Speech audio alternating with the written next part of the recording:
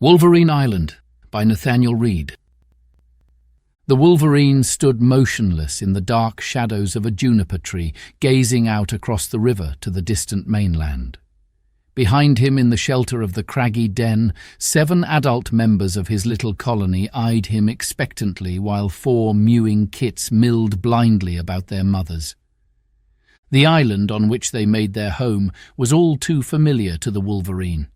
Every tree, rock and shrub had been seared into his memory, even the forbidden area beyond the fence. The Wolverine felt the anger rising within him. It had been several winters since he and his mate had been trapped and brought to this island, and since then they had been at the man's mercy for even most of their very food. But no more. No more would they be dependent on the trapper's handouts. From now on, he would feed only on the tame animals that the man kept, nothing else until he escaped. Escape. It was all that kept him going, yet as the days slid by one after another, the situation seemed to grow more and more impossible. Again he looked down the length of tangled barbed wire that wound its way through the trees and disappeared into the distance. It was not the fence guarding the man's livestock which kept him trapped on the island, however, but the swift current of the river.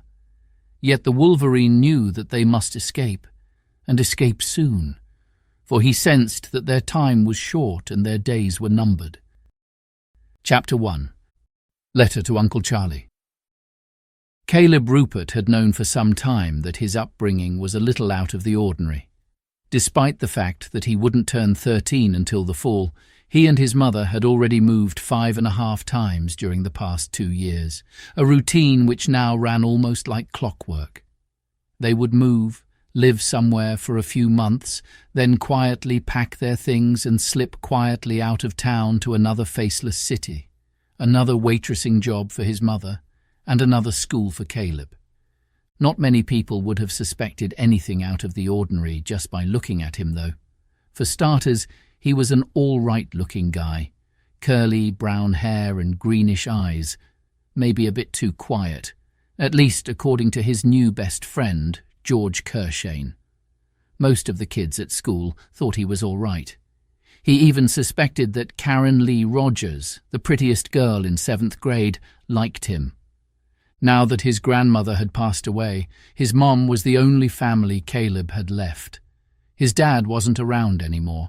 In fact, for the last couple of years, his dad had been the cause of most of his mother's problems. The guy was in and out of jail and had developed a disturbing obsession about having Caleb live with him, something Caleb and his mother wanted no part of. He, Granny Atchison, and his mother had often reminisced about what a great guy his dad had once been. Then the car accident happened, and things were never the same. Head went clear through the front windshield, Granny had said. Should have buckled up. It was the second last day of June. School was barely over and Caleb was already dreading the changes the coming weeks would bring, for summer was usually the time his mother pulled up stakes, and lately he'd seen the signs. This move, however, would be his most difficult ever, for George Kershane had turned out to be the best friend he'd ever had. These were the thoughts that were tumbling about in Caleb's mind when his mom joined him for supper in the kitchen of their tiny apartment. "How was your first day of freedom, sunshine?" she asked, placing a large bowl of spaghetti on the table. "Not bad." Caleb spooned a generous portion onto his plate. "George and I spent most of the afternoon at the pool." His mother sat there for a moment, a frozen kind of smile on her face. She then reached into the pocket of her waitress uniform and pulled out a long white envelope. "Read this, Caleb," she said, handing it to him. Caleb pulled the letter from the envelope and took a deep breath. "Dear Uncle Charlie, more than a year ago you received a letter from your sister-in-law Mary Atchison, describing a serious situation we feared might develop regarding my son, Caleb. In your return letter you promised that if things ever got too bad, you would let Caleb come and live with you for a while. Unfortunately, it has now reached that point, so I am sending Caleb to stay with you for a few weeks. I will be back in contact with you with updates regarding our situation. Thank you so much for your timely assistance. Your niece, Letitia Rupert. Caleb looked up. Who is Uncle Charlie? He asked. I've never heard you mention him before. That's Charlie Giller. Charlie was married to Granny Atchison's sister, Harriet. He's a First Nation Ojibway who has lived in the north all of his life. Aunt Harriet died a few years ago, and now, except for your dad, Charlie is the only living relative we have left. You can't be serious, Mom, Caleb said, glancing back down at the letter. You can't expect me to go and live with some old man I've never even met. His mother just sat there for a moment, playing with the tissue in her hand. I've learned that your father is in town, Caleb, she finally said. He knows we're living here. Dad's here in the city? She nodded. Apparently, he's staying in some run-down motel on the other side of town. I also learned that he has purchased 2 airplane tickets to Mexico City. That's good, isn't it? Caleb said. That means he'll be leaving town. 2 tickets, Caleb, his mother repeated. 1 for him, 1 for you. For me? Your dad told us that as soon as he was out of jail, he'd come for you, remember? But our lawyer said... He's come for you, Caleb, she said simply. He's planning on taking you with him to Mexico. That's why you wrote the letter to Uncle Charlie then, Caleb finally said. His mother nodded. Why don't you and I just leave town like we always do? It may be different this time, she said. Last week I met with a neurosurgeon at the local hospital. I gave her all of your dad's medical records, and she feels that a simple medical procedure may be all your dad needs. His X-rays indicate that a piece of his skull is pressing against a part of the brain that often influences behavior. Caleb's eyes widened. You mean to say that this doctor thinks an operation might bring Dad back to the way he was before the accident? She's hopeful. But first we have to convince him to get the operation. That's going to be the hard part. His injuries have made him very paranoid and delusional. Caleb stared open-mouthed at his mother, his mind spinning. But how can we do that? We both know what he's like now. You can't reason with him at all. His mother edged closer to him, her eyes brightening. I know, Caleb, but it may not be as hopeless as it seems. I've also been meeting with a lawyer who has had experience with this sort of thing. He's actually agreed to take on our case at no charge. Pro bono, they call it. That's really good of him. Big-time lawyers are usually really expensive. This lawyer thinks that with your dad's medical history and his police record, he may be able to pressure him into having the surgery done as soon as possible. That's a lot of ifs, Caleb said doubtfully. Yes, his mother agreed. But it's more hope than we've had in a long time, isn't it? Caleb nodded. So why are you shipping me off to Uncle Charlie's then? Why now? The lawyer is going to make it clear to your dad that you are now living in a place where he'll never find you in a million years, and if he ever wants to see you again, he'd better start cooperating. It's just about the only weapon we have. But if Uncle Charlie is our only living relative, won't that be the first place Dad would look?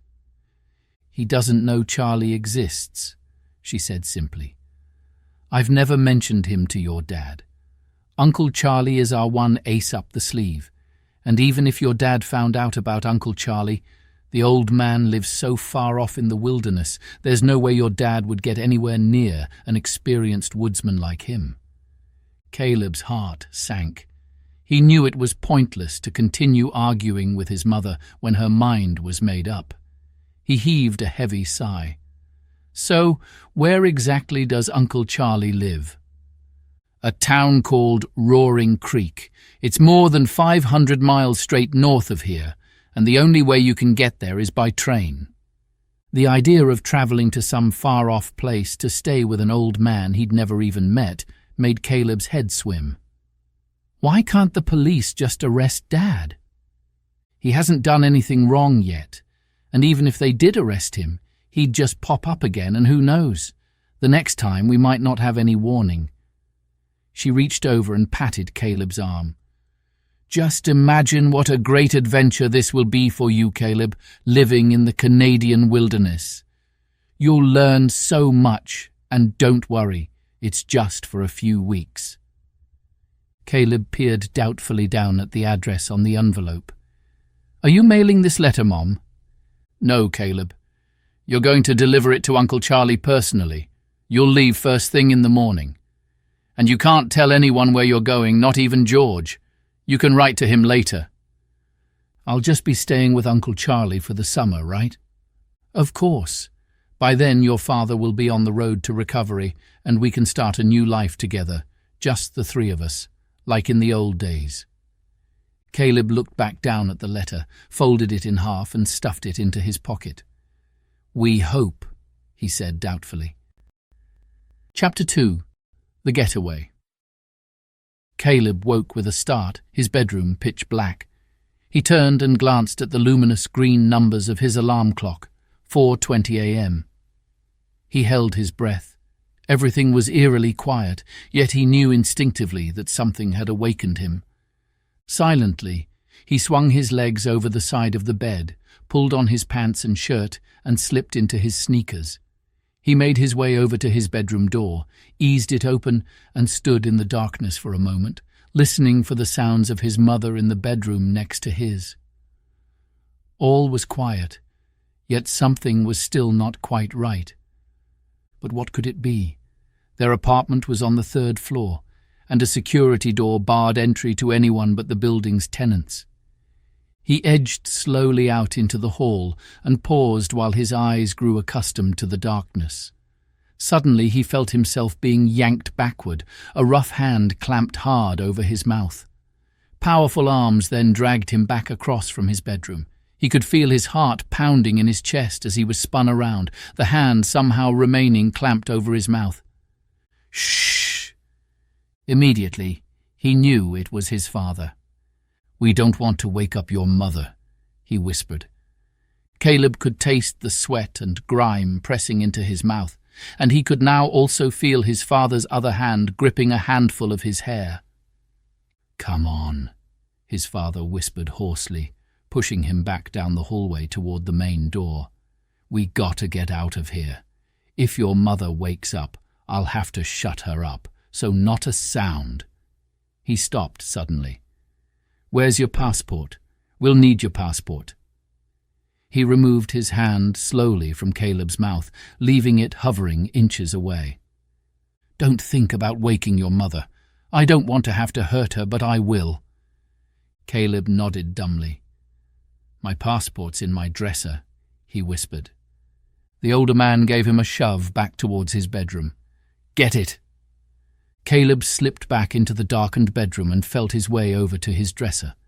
He slid the second drawer open and fumbled blindly for a moment until his hand finally found the passport.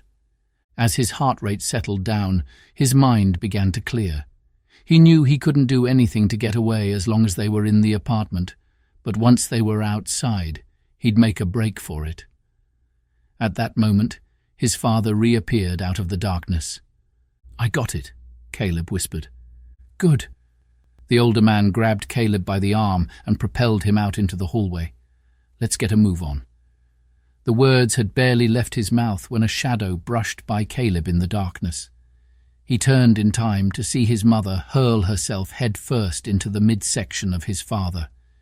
Even in the semi-darkness he could see his father stagger backward, crashing into an open broom closet across from his mother's bedroom. In the same instant, his mother quickly slammed the heavy closet door shut, and Caleb heard the distinct clicking sound in the old-fashioned lock. The hallway light flashed on, and his mother appeared beside him, breathing heavily, her eyes wide. Caleb was surprised to see that she was already fully dressed.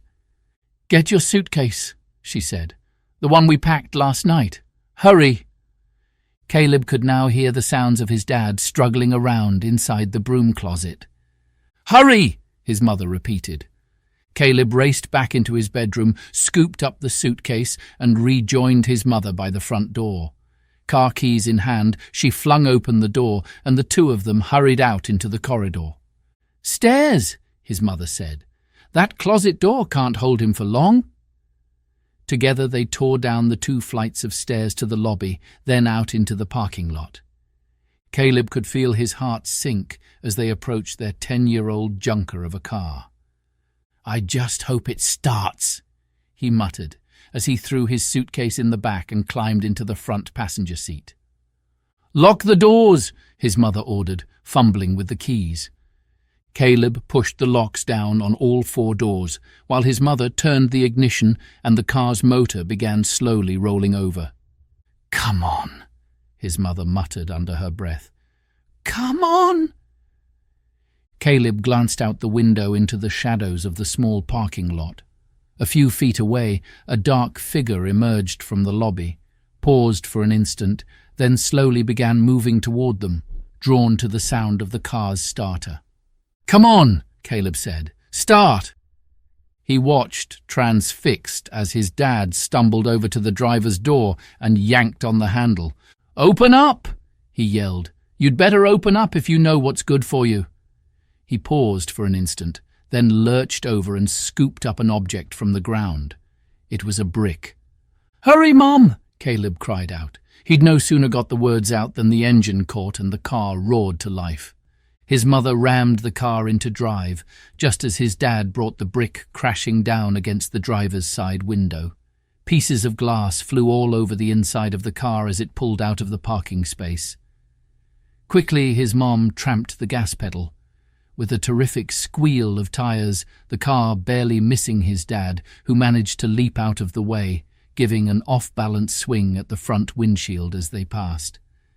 In only a few seconds, the car was careening down the street away from their apartment building. At the end of the block, they took the corner so sharply that for an instant Caleb thought for sure that the car was going to roll.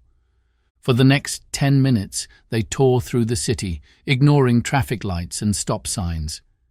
"He's not coming, Mom," Caleb finally said, turning from the back window. His mother nodded weakly. "We should go to the police station," Caleb suggested. "Not now. I'll stop by there later and let them know what happened. Right now, we've got to get you on that train to Uncle Charlie's." Caleb searched his mother's face. Uncle Charlie's? It seemed like 1,000,000 years ago since they'd made their plans. "It's more important than ever that we get you up north where your father can't find you." She glanced over at Caleb. "One good thing. Maybe this little episode will force your father to pay closer attention to what our lawyer tells him." Caleb leaned back against the headrest. "In the meantime, let's hope that crazy man is never able to find me." Chapter 3. Pete and Ike. The train conductor peered down at Caleb's ticket stub and shook his head. "I know you've got a ticket to Roaring Creek, young fella, but this here is as far north as we go. Fortune Head is the end of the line." He handed the stub back to Caleb. "Go see the station master. He'll figure out a way to get you to Roaring Creek." Caleb picked up his suitcase and made his way out into the early morning sunshine. He couldn't remember ever being so tired. He'd been stuck on the train most of yesterday and all of last night, and for the past several hours all he'd been able to see in the moon's dim light were the outline of trees, trees, and more trees.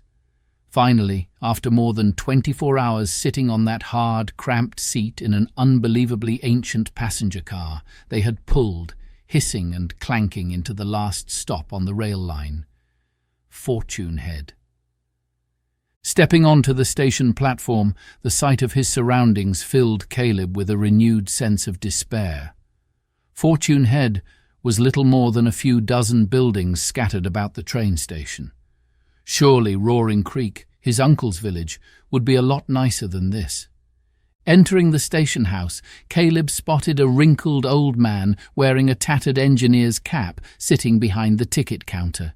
He gave a low grunt when Caleb handed him the ticket stub. "Roaring Creek," he muttered. "Nobody's had a ticket for that place since George Washington wore knee pants. Fact is, the railway don't go in there no more. They tore the tracks out when the town's mine closed." He scratched his thinning white hair and studied the exhausted boy. You're pretty young to be travelling all this way by yourself. I've come up here to stay with my uncle, Charles Giller. Well, the station master said with a long sigh, I suppose since you bought a ticket to Roaring Creek, the railway ought to make sure you get there in one piece. He gave the boy a beckoning wave. Come along, I have an idea. The old man led Caleb out of the station house and down the street to a dilapidated house set well back from the gravel road. The front yard was the most dishevelled mess that Caleb had ever seen, with bits of every conceivable piece of junk littering the long, unkept grass. Perhaps it was only an optical illusion, but it seemed, too, that the house leaned decidedly to the left. The station master marched up onto the small porch and pounded loudly on the front door. From inside, Caleb could hear a faint shuffling noise, and an instant later the door was yanked open. Two unsmiling boys, both about Caleb's age, stepped out onto the porch. They were heavy-set and scowling, their hair shaved right down to their scalps. "Pete? Ike, is your dad home?" the station master asked. "He ain't," the larger of the two boys answered. "Do you know when he'll be back?" "Nope." The station master lifted his railway cap and ran his gnarled fingers through his thinning hair, his eyes going from one boy to the other, a perplexed look on his face. "This here boy needs a ride out to Roaring Creek," he finally said. "I was hoping your dad could take him." "How much if we take him?" the one boy asked. The station master thought for a long moment. "You know that old speeder out behind the station? The one we once used to run up and down the tracks? The one with the busted axle? That's right. You take this here boy up to Roaring Creek and it's yours, provided you keep it off the tracks Friday mornings when the train's due." Caleb stirred uneasily. He wasn't at all sure he even wanted to put his life into the hands of these two thugs. In fact, he was quite sure he wanted nothing to do with them. "How far is it?" he asked. "Maybe I could just walk." The two boys laughed. "It ain't that simple, Greenhorn," the one said. "It'd take you all day, that is, if you weren't eaten by a bear along the way." "Well," the station master said impatiently, "what's it gonna be? I've got to get back to work." "All right," one of the boys said. "We'll take him." "Just make sure he gets there," the old man warned. "I'll be checking." With that, he turned on his heels and headed back down the street to the station.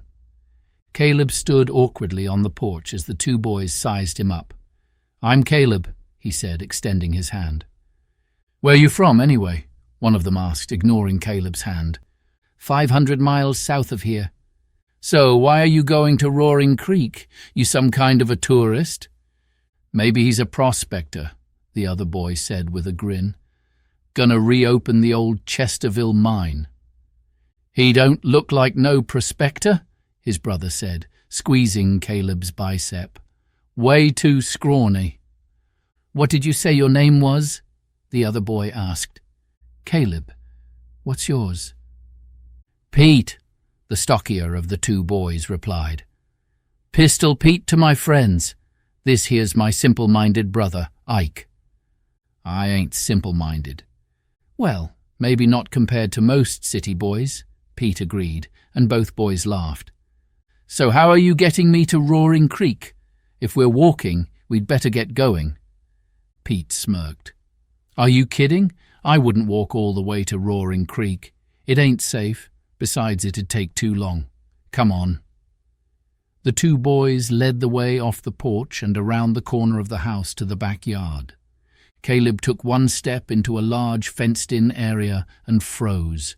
4 huge, disgruntled-looking husky dogs stood a few feet away, looking menacingly in his direction. Caleb quickly retreated back out of the yard. "Get back in here," Pete ordered. "They're only dangerous when they smell fear on somebody, so you'd better start acting tough, city boy." Pete and Ike ducked into a shed and returned a moment later with their arms full of leather leashes. In no time they had attached all 4 huskies to the leashes, then led the dogs across the yard to the gate.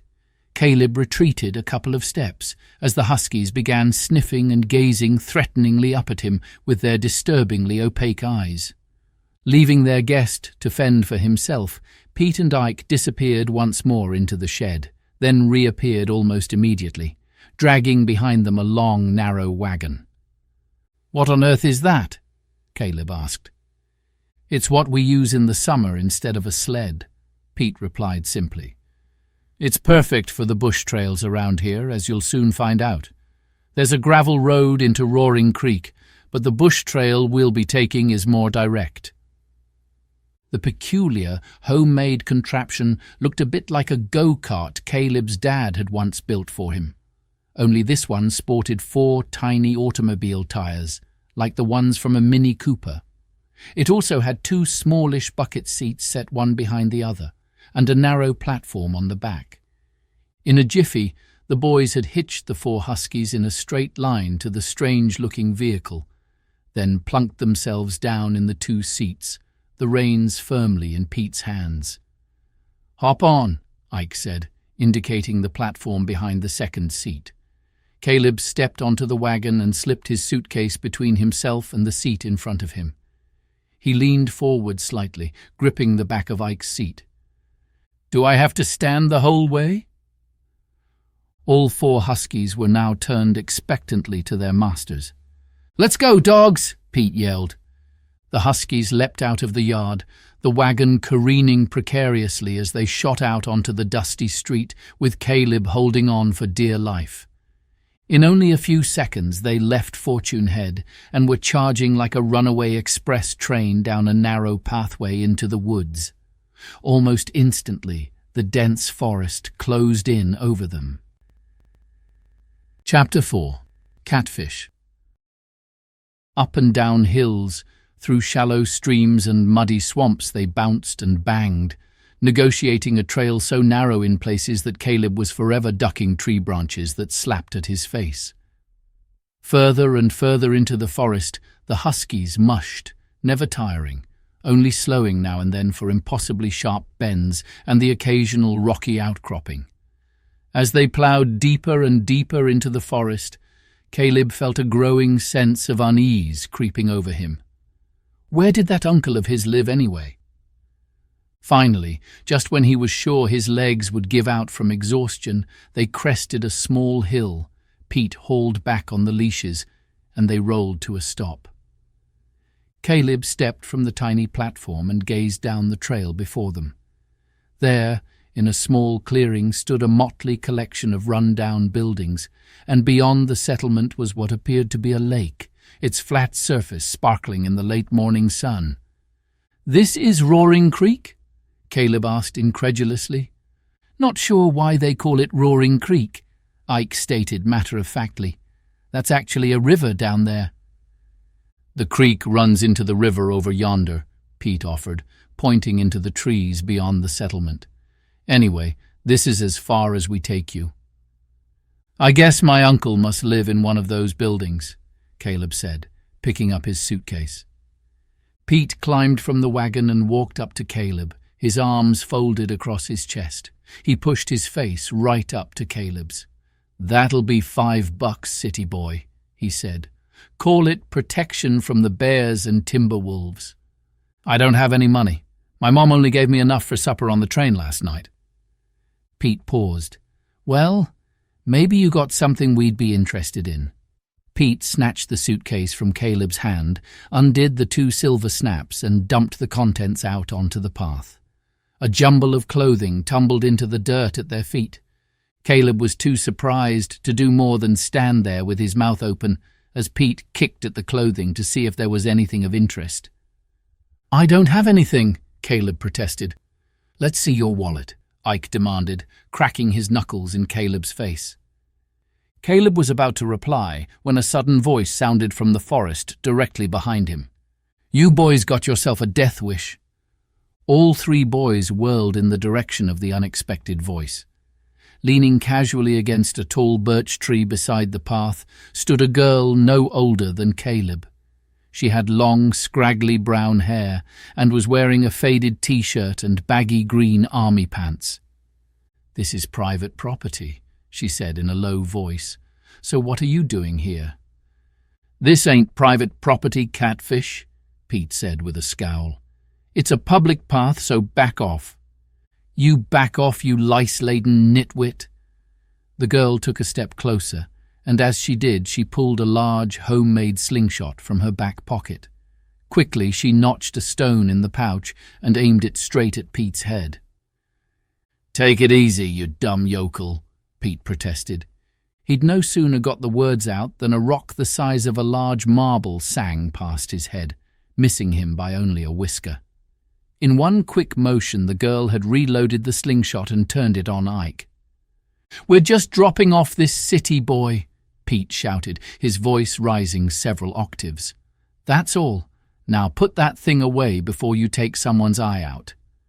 "Hit the road, pretty boys." She took another step toward them, stretching the taut pieces of rubber even further. "Take a hike, Catfish," Ike protested. "It's a free country." "We'll see about that," the girl said, letting go with another rock, this one just missing Ike's head and smacking into a tree beside the pathway. Both Pete and Ike scrambled behind the wagon, crouching down to provide themselves a bit of protection.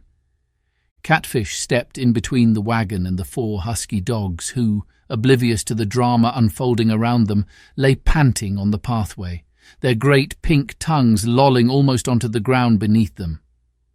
Suddenly, Catfish dropped to her knees and yanked the harness free of the wagon. She then whipped the traces up over her head and raced alongside the dogs to the front of the team, releasing all 4 dogs in one swift motion.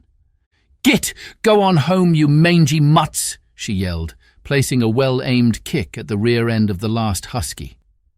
Immediately, all 4 dogs sprang to their feet, turned and tore off down the trail the way they had come, quickly disappearing from sight. Pete and Ike jumped to their feet. "Why, you dirty little—" Pete's tirade was cut short, for Catfish once again had the slingshot aimed straight at his head. "Get yourselves and that contraption out of here, or I'll bounce this rock off your thick skull." "But it's going to take forever to pull our wagon all the way back to town," Ike protested. "Then you'd better get started," Catfish said unsympathetically. "It'll be dark before you know it." "We're going to get you for this, Catfish," Pete said in a low voice. "You wait and see." He bent over and picked up the traces. "A person can't even do a good deed anymore without getting waylaid." "You boys had better save your energy," Catfish suggested. "You wouldn't want to be out in these woods after dark." "Let's just go, Pete," Ike suggested. "We'll be seeing you soon, Catfish," Pete warned as they started back down the pathway, dragging the wagon behind them. "Then we'll see how big you talk." "Sure. Come on back any time, fellas. But make sure to bring your brains with you next time." Catfish turned to Caleb, scowling darkly. "Ain't you with those 2 lunkheads?" "I've come to stay with my uncle," Caleb said, picking up the clothing that Pete and Ike had strewn all over the path. "You must know him. His name is Charles Giller." Catfish grunted. "Who might you be?" "Caleb Rupert. And you're Catfish?" The girl nodded absently, looking Caleb up and down. "You come to live with your uncle?" she asked. "Now ain't that the living end?" "Why?" Caleb asked. "He still lives here, doesn't he?" "Well, he don't actually live in Roaring Creek."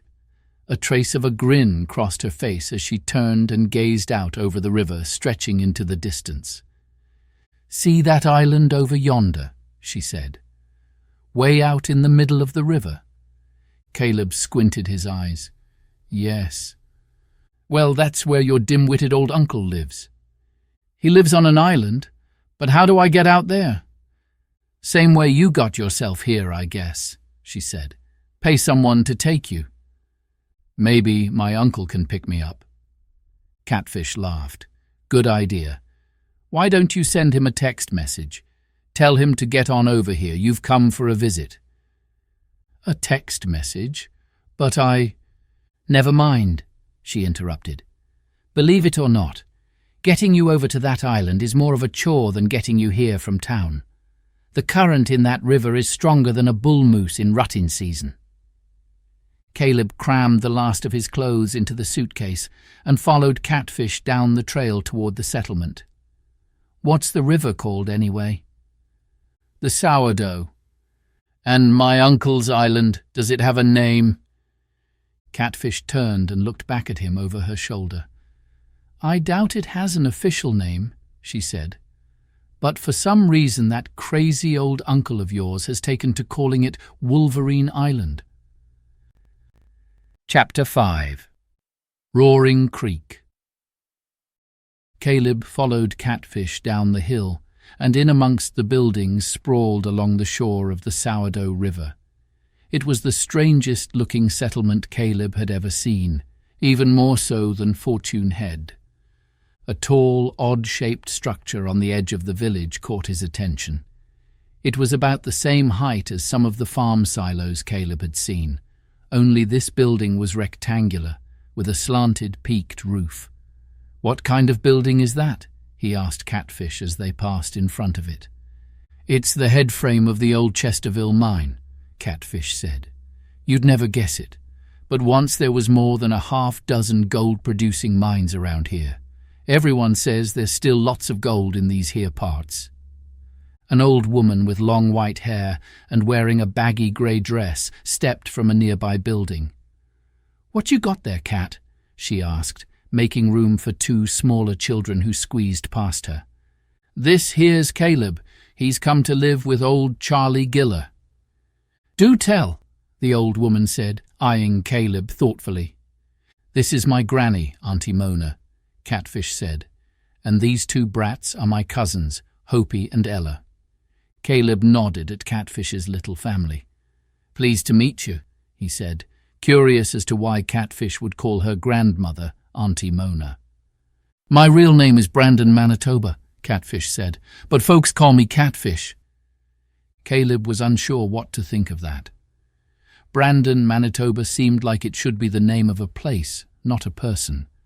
Perhaps Catfish was pulling his leg. "So how come you're going to live with old Charlie?" Auntie Mona asked. Caleb shuffled his feet awkwardly. "My mom's busy for a few weeks, so Uncle Charlie said I could come for a visit." The old woman stepped out of the doorway. "So you is Charlie Giller's nephew. You seem a mite young for that." Caleb smiled. "Well, he's actually my great-uncle." "How on earth did a city boy like you end up here?" Catfish asked. "I came by train. It took me a day and a night to get here." "That's really something for a young lad," Auntie Mona said agreeably. Caleb looked out across the water to the distant island. "So how do I get over to Uncle Charlie's?" "Oh, I reckon Catfish will take you," Auntie Mona replied. "Your uncle don't get over to the mainland much. He's a tad highfalutin," Catfish said with a scowl. Now, Cat," Auntie Mona objected. "I think you're being away too hard on the old fella after all. He does let you and the girls swim over on his beach." An awkward silence followed Auntie Mona's words. "So this was once a bustling mining camp," Caleb finally remarked, anxious to change the subject. "That's true," Auntie Mona said. "At one time, more than 100 hard rock miners worked the Chesterville. Now all that's left is the four of us here, plus old Charlie and Papa Zeke." "Papa Zeke?" "Papa Zeke's my brother," Auntie Mona informed him. "He's a prospector and is out cutting lines." Caleb turned to Catfish. "Do you have a boat I can borrow?" he asked. "One that will take me over to Uncle Charlie's?" Catfish's eyes narrowed. "What's in it for me?" "Like I told Pete and Ike, I don't have any money." "You got anything worth having?" He thought for a moment, then flipped open his suitcase and pulled a small plastic container of soap bubbles from the side pouch. Gingerly, he removed the lid and dipped a ring-shaped gizmo into the soapy water. He then lifted it to his mouth and blew gently into the ring. As he did, several brightly coloured soap bubbles magically appeared in the air before them. "Deal!" Catfish snatched the container and blower from his hand. As she did, Hopi and Ella crowded in beside her, stretching out their pudgy hands, trying to capture the bubbles as she blew several more into the air above them. Catfish finally clapped the lid back on and tucked it into one of the pockets of her green army pants. "You kids can play with this later if you mind your P's and Q's." Without another word, she set off toward the river. Suitcase in hand, Caleb followed Catfish in the direction of a tall poplar tree growing beside the shoreline. As they approached it, Caleb noticed that a steel cable was attached to the tree, which stretched out across the water all the way to the island, at least 100 meters distant. And there, pulled up on the shore beneath the poplar, was a raft. The raft appeared to be about the size of Caleb's bedroom floor back home. It was made from about 24 logs, each the diameter of a small person's leg, and fastened together in 3 places. Standing waist-high in the middle of the strange-looking craft was some kind of mechanical device through which the steel cable passed. A large metal crank protruded from its side. "Is this how we're getting over to Uncle Charlie's?" Caleb asked as he followed Catfish aboard. Catfish pushed them out from shore and took her place by the hand crank. "Like I told you before, the current is so strong the only way to get over to that island is on a boat with a powerful motor, like the one your uncle owns, or by winching ourselves along using this crank. As you can see, the cable is attached to that there poplar tree and runs all the way to the island where it's fastened to another tree." As she turned the handle, the raft moved slowly out from shore. Catfish gave Auntie Mona and her 2 cousins a wave. "I'll be back in a while," she called. "If you hear gunshots, send Papa Zeke over to collect our bodies." Caleb frowned. "Great leaping salamanders," Catfish said, her face breaking into a grin. "Can't you take a joke? Besides, how would Papa Zeke get over to the island? We've got the only raft." Chapter 6. Wolverine Island. The waters of the Sourdough were unbelievably clear. Although Caleb knew that the river was quite deep, the rocks, logs and clamshells strewn along the bottom were as clear as if he was looking into a shallow creek. Here and there, small schools of fish darted frantically out of their path as Caleb and Catfish slipped slowly by. Caleb could also tell that the pull of the current was very strong, bowing the steel cable in a great arc as it attempted to draw the raft from its course. He was also impressed at the strength and endurance of Catfish, who cranked the raft steadily through the water. "What kind of a house does Uncle Charlie have on the island?" Caleb asked. "Nothing fancy, just a log cabin." Caleb looked at her quizzically. "You said he owns a motorboat." "He's got a big pontoon boat," Catfish said. "Years ago, he built this here raft and strung the cable. But 2 summers ago, he bought the pontoon boat. So now I'm the only one who still uses the raft." "Why did you call him a bog sucker a few minutes ago?" "A bog sucker is a big, bony, uneatable fish," Catfish said with a grin. "It mopes about in the swamps and is no good for nothing. Sort of like your uncle." Caleb bristled at Catfish's harsh words. "Is he that hard to get along with?" Catfish paused, taking a break from turning the crank. "I guess not. Auntie Mona says that old Charlie has mellowed quite a bit over the years, but he likes to keep to himself, always working on some harebrained scheme." "What do you mean?" "Oh, like 2 summers ago he decided to build a hydroelectric dam over at the falls. He brought in all these bags of cement and collected hundreds of rocks." "There's a waterfall around here?" Caleb interrupted. "Sure." Catfish pointed off in the distance just down the shoreline from Roaring Creek. "Over where the river narrows and then turns north. That's Catchewana Falls." She paused, her eyes smiling. "Now, should this here raft come loose from that cable, you'd get a real close-up look at them falls in an awful hurry." Caleb felt the hairs on the back of his neck stand up. Do you mean to say we'd be swept over the falls if this cable should break? Catfish nodded. Don't worry, that cable won't be breaking any time soon. It's made of high-grade steel. Are the falls very big? I reckon they're higher than some of them trees yonder. Caleb thought for a moment. So my uncle does get off the island from time to time. Does he ever go into town for supplies and the mail? Now and then, but he really don't need much store-bought stuff. He's got a small farm and he hunts and fishes and traps. Of course, there's things everybody needs at the general store. Ammunition, sugar, salt, flour. Books. Books? Caleb echoed. Uncle Charlie likes to read? No, but I do. Caleb eyed Catfish with renewed interest. Do you go to school in town? He asked. Catfish grinned. Nah, I'm what you call homeschooled. Homeschooled? Who teaches you? Auntie Mona. She paused. But she really ain't much help, seeing as she don't hardly know how to read. Mostly I teach myself, and Hopi and Ella. How did you get to know Pete and Ike? Oh, they come out here now and then to fish and hunt, and I see them sometimes when we go into town. Do you walk all the way into town? Not likely. We take Auntie Mona's ATV. ATV? Catfish snorted.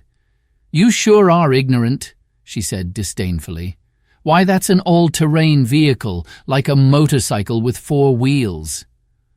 What a strange place, Caleb thought. What kind of a man was his uncle anyway? What was his mother thinking to send him up here to live with some bog-sucking oddball in the middle of absolutely nowhere? In fact, this island is bigger than it looks, Catfish said, interrupting his thoughts. The raft was now entering a small cove with a long stretch of sandy beach. Caleb could see an enormous pontoon boat with 2 powerful outboard motors on its stern pulled up on the shore. Here we are, Catfish announced. What a great spot, even has a bit of sandy beach. I bring Hopi and Ella over here to swim now and then, Catfish agreed. It's one of the few spots on the river that's sheltered from the current, and old Charlie don't seem to mind. Catfish hopped into the clear, shallow water. Come on, she said. This raft ain't going nowhere. Caleb picked up the suitcase and stepped ashore. Where's his cabin? He asked, looking up at the thick wall of trees beyond the beach. Through there, Catfish said, pointing toward a barely visible gap in the trees. A trail leads up to your uncle's place. Let's get going. I'm mighty curious to see what old Charlie's been up to lately. She led the way across the beach and into the woods. Like a dark canopy, the trees closed in over Caleb. At first it seemed that the forest too was holding its breath, but then Caleb slowly became aware of a multitude of tiny sounds, mysterious squeaks and titters, chirps and peeps. Are there any dangerous animals in these parts? Bears and such, but they mostly mind their own business. Any timber wolves?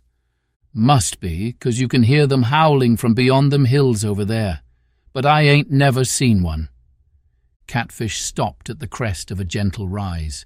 Through a gap in the trees, Caleb could see a large cleared area and several buildings. This has got to be Uncle Charlie's place, Caleb said, setting down his suitcase and surveying the scene before them. In the middle of the clearing stood a rustic log cabin, and just beyond it a large weather-beaten barn and a couple of small outbuildings. Caleb could also see several sheep and pigs rousting about in a fenced-in area, and beyond the barn stretched a great, wide-open field reaching all the way to the distant waters of the river. Pigs, sheep, couple of horses and a dog, Catfish said scornfully. Probably some chickens. Not exactly the Ponderosa. He's got a dog? If you can call that old hound a dog, he's older than you are, and about as useful as a one-armed fiddler at a barn dance. She took a deep breath. Well, let's get you settled in. Hopefully he won't use us for target practice. Thrusting her narrow shoulders back, she led the way down the little knoll and into the clearing. Caleb could feel his heart beating harder. What would his uncle be like? Surely he wasn't as peculiar as Catfish let on. After all, he was Granny Atchison's brother-in-law. They had almost reached the house when the front door suddenly banged open, and through it stepped a large man with bushy white hair, bronze skin, and a massive walrus moustache. Spotting his two visitors, he stopped in his tracks, then quickly stepped back into the house and returned with the meanest, ugliest-looking shotgun that Caleb had ever seen, and it was pointed straight at them. Chapter 7. Uncle Charlie and the Loft. Despite the fact that Caleb was staring into the business end of a 12-gauge shotgun, the surprised look on Uncle Charlie's face almost made him smile. At last, after 2 days of hard travel and facing off with a half-dozen or so of the oddest characters he'd ever met, he was finally face to face with his mysterious great-uncle. Caleb squinched his eyes and studied the grimacing old man standing before them. Uncle Charlie was quite tall, sturdy-looking with broad shoulders. His long white hair extended down past the collar of his bush shirt, and his thick moustache covered not only his upper lip, but his entire mouth and part of his chin as well. Caleb drew in a deep breath and was just about to introduce himself when out from the barn emerged a great, big-boned dog. The long-eared, sleepy-looking hound ambled good-naturedly past his shotgun-toting master and began running his nose up and down the pant legs of both Caleb and Catfish, his mournful eyes occasionally glancing up at the two strangers. "That there is Gunner Boy," Uncle Charlie said, taking a few cautious steps toward them. "What are you kids doing on this here island?" He tucked the shotgun back into the crook of his arm, the barrel now pointing at the ground. "You kids gave me quite a start. Didn't you see my no trespassing signs?" Catfish scowled. "There ain't no signs back there. I doubt you can even read." The old man's eyes narrowed threateningly. "Oh, I can read all right. Unlike some people in these parts, I actually went to school when I was a young'un." Caleb reached into his pocket and fished out his mother's letter. "I think you ought to read this letter, sir." The old man's brow furrowed as he took the letter and held it up to within a few inches of his face. Then, before he had a chance to read it, he quickly brought it back down. "Did you tell me already who you was?" "I'm Caleb Rupert. Your wife's sister, Mary Atchison, was my grandmother. It's all explained in that letter." The hound had moved from sniffing Caleb's pant legs up to his shirt. The old man returned to the letter, nodding once or twice, then looked over at the boy with renewed interest. "So, you're going to be staying with me for a few weeks?" he said. "I'd almost forgot about that letter your grandma sent me a while back. We sure appreciate your help, Uncle Charlie." "I was saddened to hear of your grandma's passing," he replied, "but this place really ain't nowhere for a kid to live." He looked about himself helplessly. He'd no sooner gotten the words out than Catfish stepped right up to the old man, her chin lifted defiantly. "What's he gonna do if you don't put him up? Sleep out there in the bush?" she almost shouted. "What kind of a low-life would turn his back on his own kin?" Caleb gaped in astonishment at Catfish. "Go soak your head, girl," his uncle bellowed. "You got a bite worse than a deer fly." "I'm Mona Manitoba's granddaughter," Catfish said proudly, "so don't think you can push me around." Some of the air seemed to go out of Uncle Charlie. "I know who Mona is all right," he said with a grimace. "She took a shot at me last spring." "I should hope you know who she is. You've lived across the river from her for about 150 years. The way I heard it, she only fired a warning shot in the air, and besides, you was poaching her muskrats up on Sandpiper Creek." "Humph," the old man snorted. "I got a trapping license for that area, not that Mona would care." He turned back to the letter. "Well, as much as it pains me to admit it, this sassy-mouthed girl does have a point. I did promise your grandmother I'd help out if need be. So I reckon you'd better stay, and besides, it's only for a few weeks. What can possibly happen in a few short weeks?" He turned toward the log cabin. "Come along." Caleb looked over at Catfish. "Thanks for the lift. I'll come by tomorrow. When you hear me whistle, stick your head out." With that, she turned and sprinted back down the trail. Caleb followed his uncle up to the front door of the cabin. "You don't have to take your shoes off," Uncle Charlie advised. "I used to be pretty fussy about that sort of thing when I first built this place, but it's hardly worth it anymore." He pushed open the crude plank door and led the way inside. The darkness seemed to swallow Caleb as he stepped into the cabin. The thick log walls sucked the light right out of whatever the room's 2 tiny windows allowed. The cabin itself was comprised of one large, rather messy-looking room.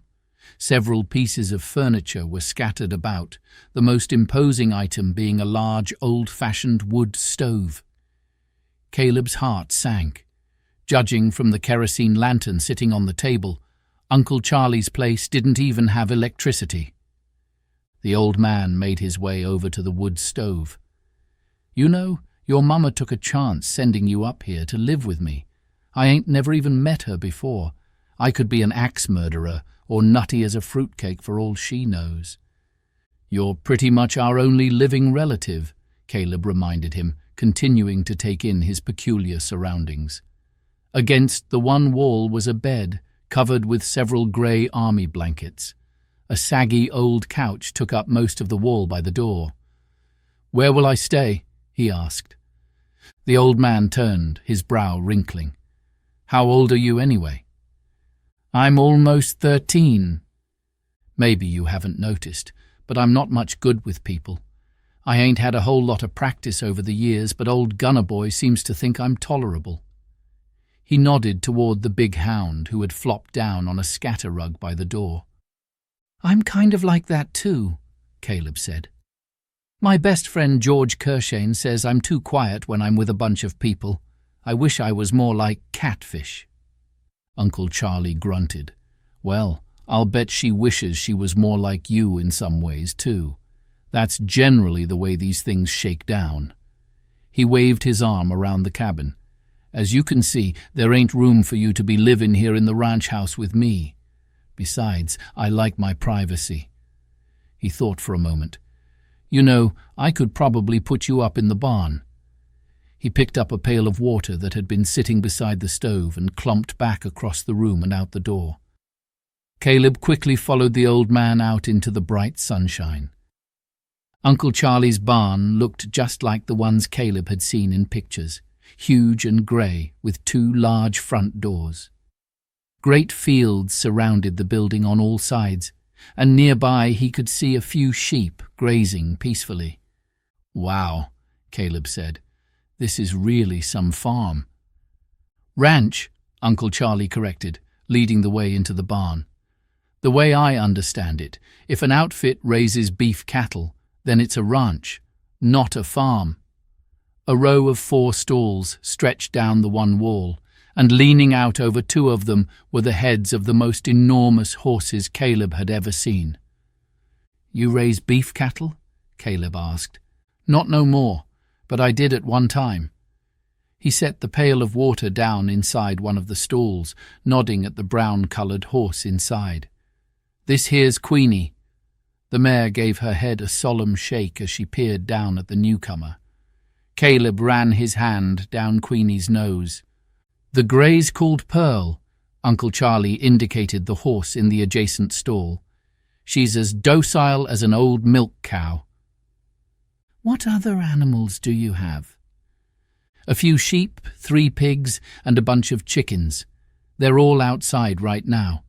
I used to keep cows, but I got no use for milk and cheese and such. Besides, it's a chore getting them over here, even on my pontoon boat." Next to the stalls was a long, spindly ladder stretching up into an overhead loft. "I used to stay up there when I was building my house, but now my rheumatism's too bad for climbing ladders. There ought to be a cot and dresser up there for you to use. Go on up and take a look." Gripping his suitcase with one hand, Caleb hoisted himself up the flimsy ladder. As he neared the open trapdoor, he was sure he could hear the faint sounds of scratching and the flutter of wings. Birds? He pulled himself up the last couple of rungs and stepped into the loft. Good grief. "What's the matter, boy?" Uncle Charlie shouted up to him. "The place is full of partridge." The loft was spacious and bright, the afternoon sun streaming in through a large open window at the far end.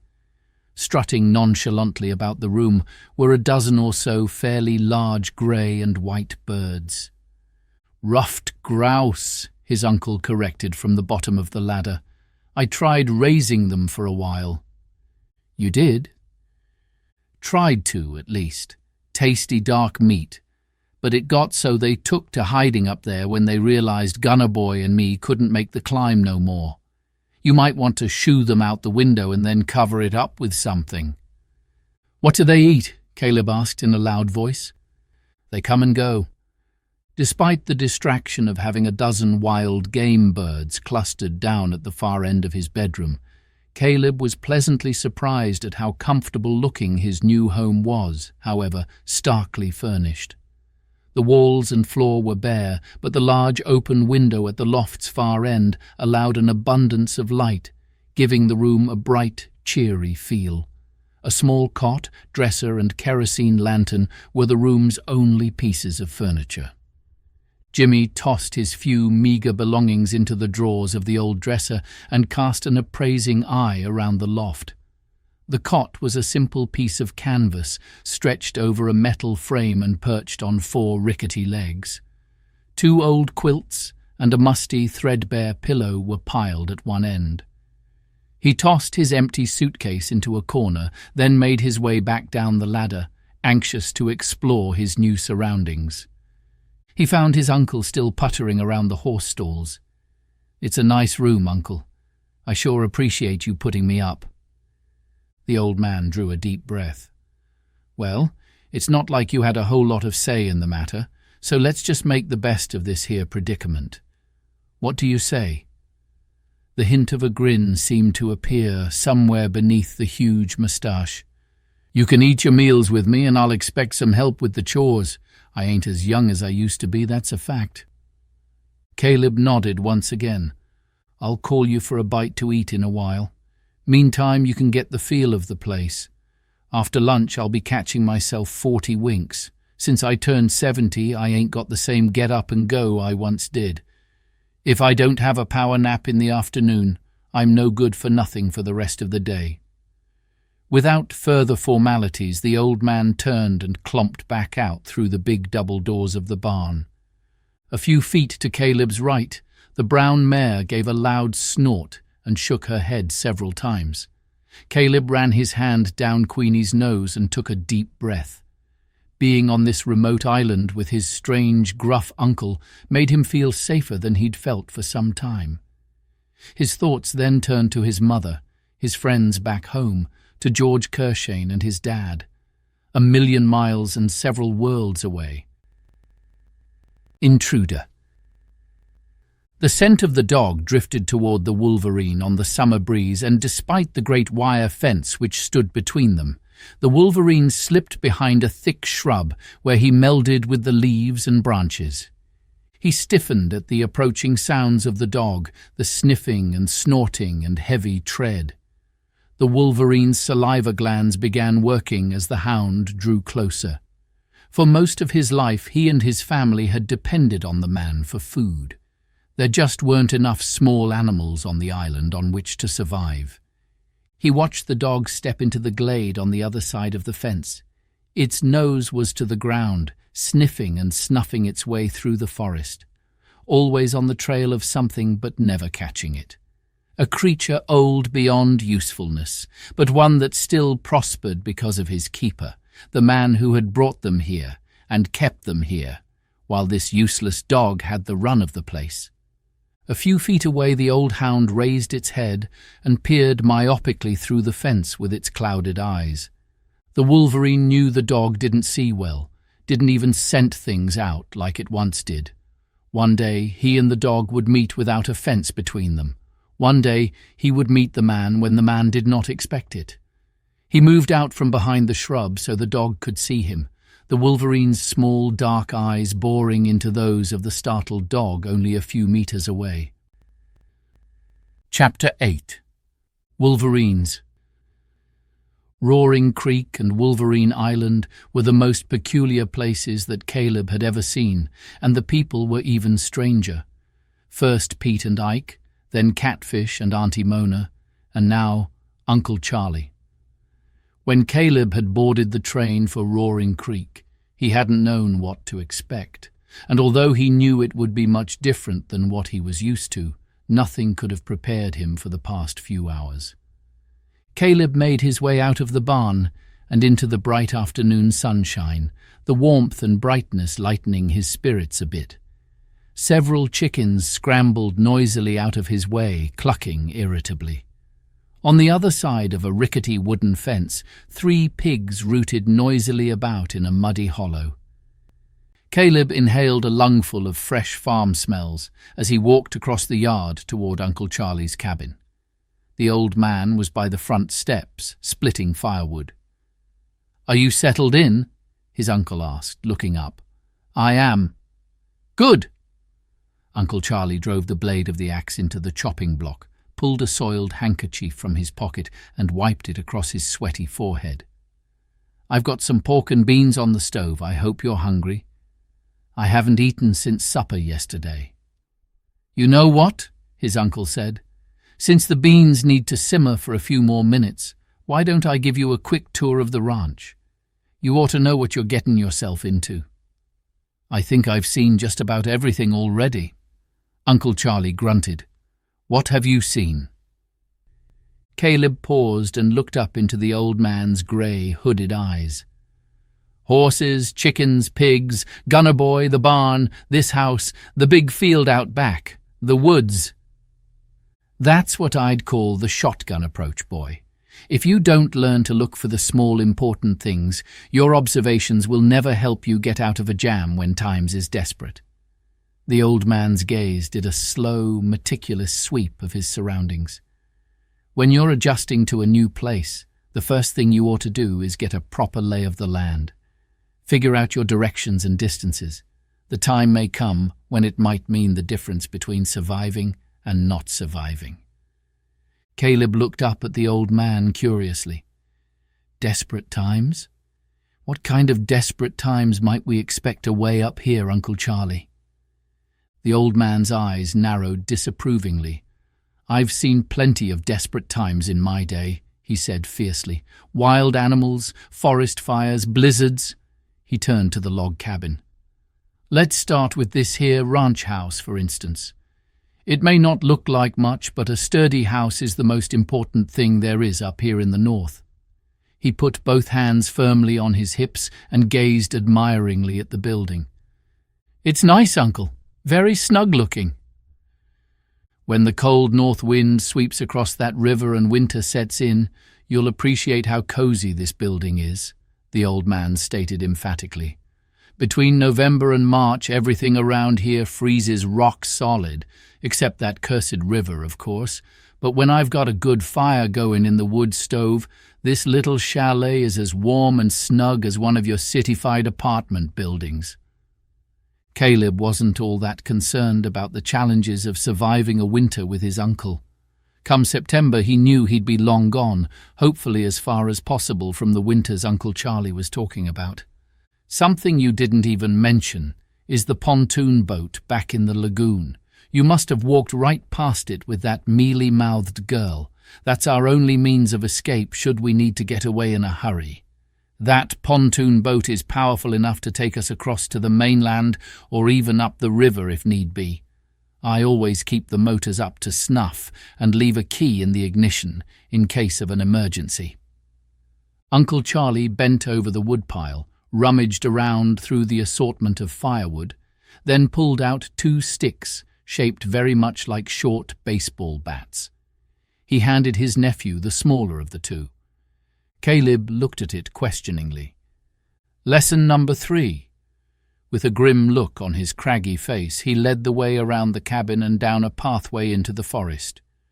The woods that Uncle Charlie led him into were on the opposite side of the island from the ones through which he'd passed earlier in the day with Catfish. If anything, though, this forest was even more beautiful. No underbrush cluttered the area, just a myriad of stately pine, spruce and birch trees. "This reminds me of a park back home, Uncle Charlie. I cleaned the undergrowth out myself. It's a smart idea to keep the perimeter of one's place cleared. That way you can see if anything's sneaking up on you." Caleb eyed his uncle warily as they penetrated deeper into the forest. "Aren't you ever afraid of getting lost?" "Oh, I still get lost from time to time," his uncle admitted. "A bad snowstorm can turn anybody around, but you just got to keep your head and use the clues that God gave us. That's the key. For instance, which direction are we heading right now?" "No idea," Caleb admitted. "West," Charlie said. "Due west from the ranch." He pointed up to the sun, which was visible through the trees to their left. "If you don't stay on your toes when you're in the bush, you'll get yourself turned around faster than a bobcat chasing its tail. Then you may never find your way back to civilization. Of course, you'd have to be dumber than a post to get lost on an island this size." He grinned, stopping to rest by a scrubby jack pine. "Even the greenest greenhorn in the country knows that the sun rises in the east, right?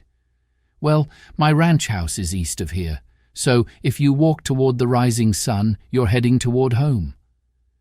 Caleb nodded. Even he knew that much. "I think I'll be able to find my way around this island." The old man gave him a scowl. "What if you're over on the mainland running one of my trap lines and you get turned around? What then? What if a big blizzard comes up, or a thick fog, one so bad you can't see your hand in front of your face? Are you going to go walking in circles until a pack of wolves tracks you down, drags you into the bush and feeds on your scrawny carcass?" He paused, then pushed himself away from the jack pine. "Well, enough talking. Let me show you something else about this island you ain't seen yet." He led the way through a narrow gap in the trees and into a fairly open area. A tall wire fence on the fringe of the clearing barred their way. Almost as high as Uncle Charlie was tall, the fence was a tangle of barbed wire stretching off into the distance in both directions. "What a messy-looking fence," Caleb said. "What's it doing away out here in the middle of nowhere?" "I built it a few years ago." Uncle Charlie led the way over to a locked gate. "I used to keep emus in here, but they was way too much trouble. I'd prefer a more standard fence, but I got the barbed wire for nothing when the mine closed." He unlocked the gate, pushed it open, then waited while Gunner Boy and Caleb stepped inside. "No more talking," he whispered, easing the gate shut. He then promptly took a seat on an old stump just inside the gate. Caleb sat down in the long grass beside his uncle and leaned forward on the club the old man had given him. Gunner Boy, with a soft whimper and a nervous glance at his master, slumped to the ground beside him. The treeless meadow was as peaceful a place as Caleb had ever seen, bright wildflowers and waving field of grass. "McGuinty's swamp is on the other side of this here field." Uncle Charlie nodded toward the stubby stand of cedars beyond the pasture. "Now stay as quiet as you can." Caleb sat still as stone, hands on his homemade club, gazing around the silent glade. "What are we waiting for, Uncle?" he whispered. "Hush, boy." Uncle Charlie's flinty gaze caught Caleb out the corner of his eye. He dipped a hand into his pocket and slipped Caleb a piece of moose jerky. Caleb took a chew on the salty meat, his jaw moving up and down ever so slightly while his stomach growled hungrily. Once more he scanned the field of flowers. As the stillness closed in around him, Caleb's eyes and ears gradually opened to the myriad of sights and sounds that the island offered. The faint twitter of birds in the trees behind them was the first thing he noticed, tweets and chirps that gradually transformed into something much more varied and interesting, cheeps and trills and chickadees. Caleb tilted his head and scanned the treetops beyond the fence, searching in vain for a glimpse of the furtive little creatures. Then, from far across the open field, he heard the low, croaking sound of frogs from McGuinty's swamp. It was then he also noted a faint, indistinct rustling among the flowers, little waves of activity, flower petals moving and swaying in the sunlight. At first he thought the dancing petals were simply the result of a summer breeze, but then realized that there was no wind, and the movement seemed to be scattered randomly among the wildflowers. He was about to take another bite of the jerky when something happened that made his mouth drop open in surprise. Directly in front of them, no further than 2 car lengths, a small brown head suddenly popped out of the tall grass. The appearance was so abrupt that Caleb wasn't even sure it was real. Then another head appeared and just as quickly disappeared. Then another. Caleb felt his uncle stiffen beside him. "Don't move," his uncle whispered as the small brown heads continued to appear and disappear. "What are they?" Caleb whispered. "Groundhogs? Wolverines." Wolverines? Caleb could scarcely believe his uncle's words. He'd read about Wolverines, and even the word sent a chill through him. Then he remembered what Catfish had called this island. Of course, Wolverine Island. He'd never stopped to consider why it had such an odd name. His uncle turned toward him, his grey eyes lighting up. "The wolverine is by far the most ferocious animal in these parts," he said in his raspy, whispery voice. "Pound for pound, it's the most savage, bloodthirsty, nastiest critter God ever put together. It ain't much bigger than a polecat, but it'll back down from absolutely nothing. It'll even take on a bear when cornered, and sometimes even when it ain't cornered." "How many of them are in here?" Caleb whispered, as the flowers continued their mysterious dance. "8. 8, Caleb echoed softly. "Maybe more," his uncle added. "I think a couple may have had babies." "That's a lot of wolverines." Caleb squirmed uneasily at the disturbing thought of 8 wolverines being so close by.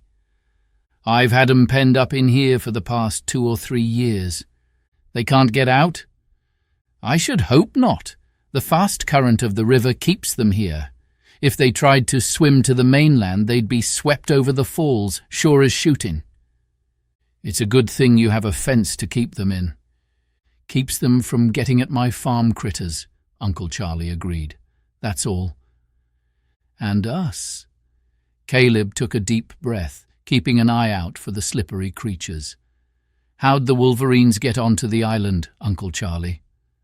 "I accidentally trapped 2 half-growed wolverines in an old lobster trap over by the grassy river," Uncle Charlie said. "I reared them, fed them, watched over them. Turns out they breed like rabbits. Now I got 8. "Why on earth would you breed wolverines?" Caleb whispered incredulously. The old man looked down at him, his eyes smiling. "Well, it is a mite tricky, all right, but their pelts is worth a small fortune, and there's a feller in Fortune Head that'll pay me close to $1,000 for each one. You see, wolverine fur is completely waterproof. There ain't no other pelt like it." The long grass in front of them was now still. No wolverines had appeared for the last couple of minutes. "If you raised them since they were babies, why aren't they tame?" Caleb asked. "Well, I got the first 2 half-tamed, but I'm not breeding them to be pets," Uncle Charlie said scornfully. "Besides, they're way too mean to raise like an old collie dog. In fact, I'm figuring on doing a little harvesting shortly." "Harvesting?" "I'm not sure, but I figure a wolverine's pelt probably reaches its peak around this time of year, so I plan on skinning the lot of them in the next few days." A small shudder ran through Caleb as he pictured his uncle butchering and skinning the small brown animals. "They seem awfully shy." "They're trying to sneak up on us." This time Caleb turned completely toward his uncle. "Sneak up on us," he whispered, a little more loudly than he'd intended. He could hear his uncle grunt good-naturedly. "Don't worry." He lifted his club and shook it. "They always try to sneak up on Gunnerboy and me when we come in here, but this here club keep them away." "They'll attack?" "They tend to enjoy the sport, although Gunnerboy does discourage that sort of thing." He ruffled the big hound's ears. At that very moment, one of the Wolverines stepped out into the open and began inching its way toward the two humans. Caleb studied the animal more carefully. Uncle Charlie was right. It didn't seem to be much bigger than a skunk or groundhog, but it had enormous paws and savage-looking claws. A patch of white star-shaped fur stood out in the middle of this one's forehead. As the lone Wolverine crept toward them, it slowly bared its teeth, its beady black eyes never leaving Uncle Charlie's face. Gunnerboy climbed stiffly to his feet and growled menacingly. "That particular Wolverine's the worst of the lot," Uncle Charlie explained. "He was one of the two that I trapped and partly tamed. I call him Salinger, 'cause he reminds me of a prospecting partner I once had that tried to skin me." The old man suddenly jumped to his feet and took a couple of quick steps toward the Wolverine, brandishing his club. The animal snarled, then disappeared into the long grass. "How come it didn't attack?" Caleb asked, getting to his feet. "They pick their spots. They seem really dangerous." "They are dangerous," Uncle Charlie agreed. "No way I want you coming back in here by yourself, understand? You don't have to worry about that, Uncle Charlie." "Good. Now let's stop pressing our luck and get on out of here." Chapter 9. Trouble with Queenie. Early the next morning, Caleb was jarred awake by an earth-shattering racket. He leaped from his cot, heart in his mouth, his eyes darting frantically around the loft. He could see right away that it was light, and already the grouse at the far end of the loft were stirring, ruffling their feathers and making soft chucking sounds deep in their throats. But he knew it wasn't the birds that had woken him. It was the ear-splitting noise coming from the main floor of the barn. He threw on his clothes and scrambled down the ladder, arriving just as Uncle Charlie burst through the door. Caleb immediately saw that it was Queenie who had woken him. She was thrashing about in her stall, kicking the back wall with her hooves, her head reared, her eyes enormous and rolling. Uncle Charlie grabbed the bridle of the frightened animal. "Whoa there, girl," he said in a loud voice. "What's the trouble?" The horse snorted loudly once or twice more, then gave her head an emphatic shake, her whole body quivering. "What's the matter with her?" Caleb asked as the old man continued to soothe the terrified horse. "Dunno," he admitted. "Appears something spooked her."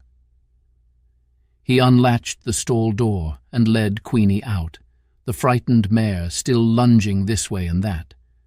Then, to make matters worse, Pearl began to stomp and bang about in her stall. "We'd better get Queenie out of here before she and Pearl kick the barn down," Uncle Charlie suggested. Keeping his distance, Caleb followed his uncle and the skittish mare outside and into the pasture behind the barn. "You're making everyone nervous, Queenie girl," the old man soothed, leading her in a slow circle inside the enclosure. Gradually, the big horse began to quiet. Charlie turned to his nephew. "Here, boy." He handed Caleb the reins and retreated a step, keeping one cautious hand on the bridle. "Hold her like you mean it, nephew," Charlie ordered. "That's the trick. If a hoss thinks you're nervous or that you don't know what you're doing, it'll take advantage. Understand?" Caleb nodded, eyeing the huge horse as she dropped her head down toward him. Caleb reached up and ran a hand down the mare's nose. "Good girl," he said encouragingly. Queenie gave her head a couple of vigorous nods. "You got her now?" Uncle Charlie asked. "I think so." As the old man eased his hand from the horse's bridle, Queenie gave her head a violent jerk, almost yanking Caleb off his feet. Somehow, though, he managed to stay upright, hanging onto the reins for dear life. "It's okay. I got her," Caleb assured his uncle. "Good. Now don't let Queenie hurt herself. I'll go back and get Pearl." With that, he turned and disappeared back into the barn. "Hurt herself," Caleb muttered under his breath. She almost wrenched my arm from its socket. Finally he felt the horse relax, the big mare slowly lowering her head until she was almost touching Caleb's face. Then, without warning, Queenie gave her head a quick shake, while at the same time blowing a huge wet snort through her nostrils. The disgusting spray saturated Caleb's face, momentarily blinding him. He staggered backward, eyes tightly sealed in the wake of the unexpected shower, while he somehow managed to hold onto the horse's reins. "Ah, Queenie, that's disgusting!" He wiped his mucus-covered face with the sleeve of his shirt. The mare gave another vigorous tug on the reins while moving her huge head to within kissing distance of his already damp face. Again the mare blew a great spray of watery mucus all over him. Caleb danced out of the way, a second too late. "Stop that!" Queenie peered innocently down at him. Just then Uncle Charlie returned from the barn, leading Pearl. "Looks like you won't be needing a shower today," he said with a chuckle. "Queenie should be all right now. We'll leave them out here in the pasture." Caleb let go of the reins and wiped the last of Queenie from his face. "What do you think scared her?" Uncle Charlie gave a big shrug. "Don't know. I checked the barn but couldn't find anything unusual. Horses can be mighty particular. A little thing like a shadow or a gust of wind can sometimes set them off." "Could it have been a wolverine?"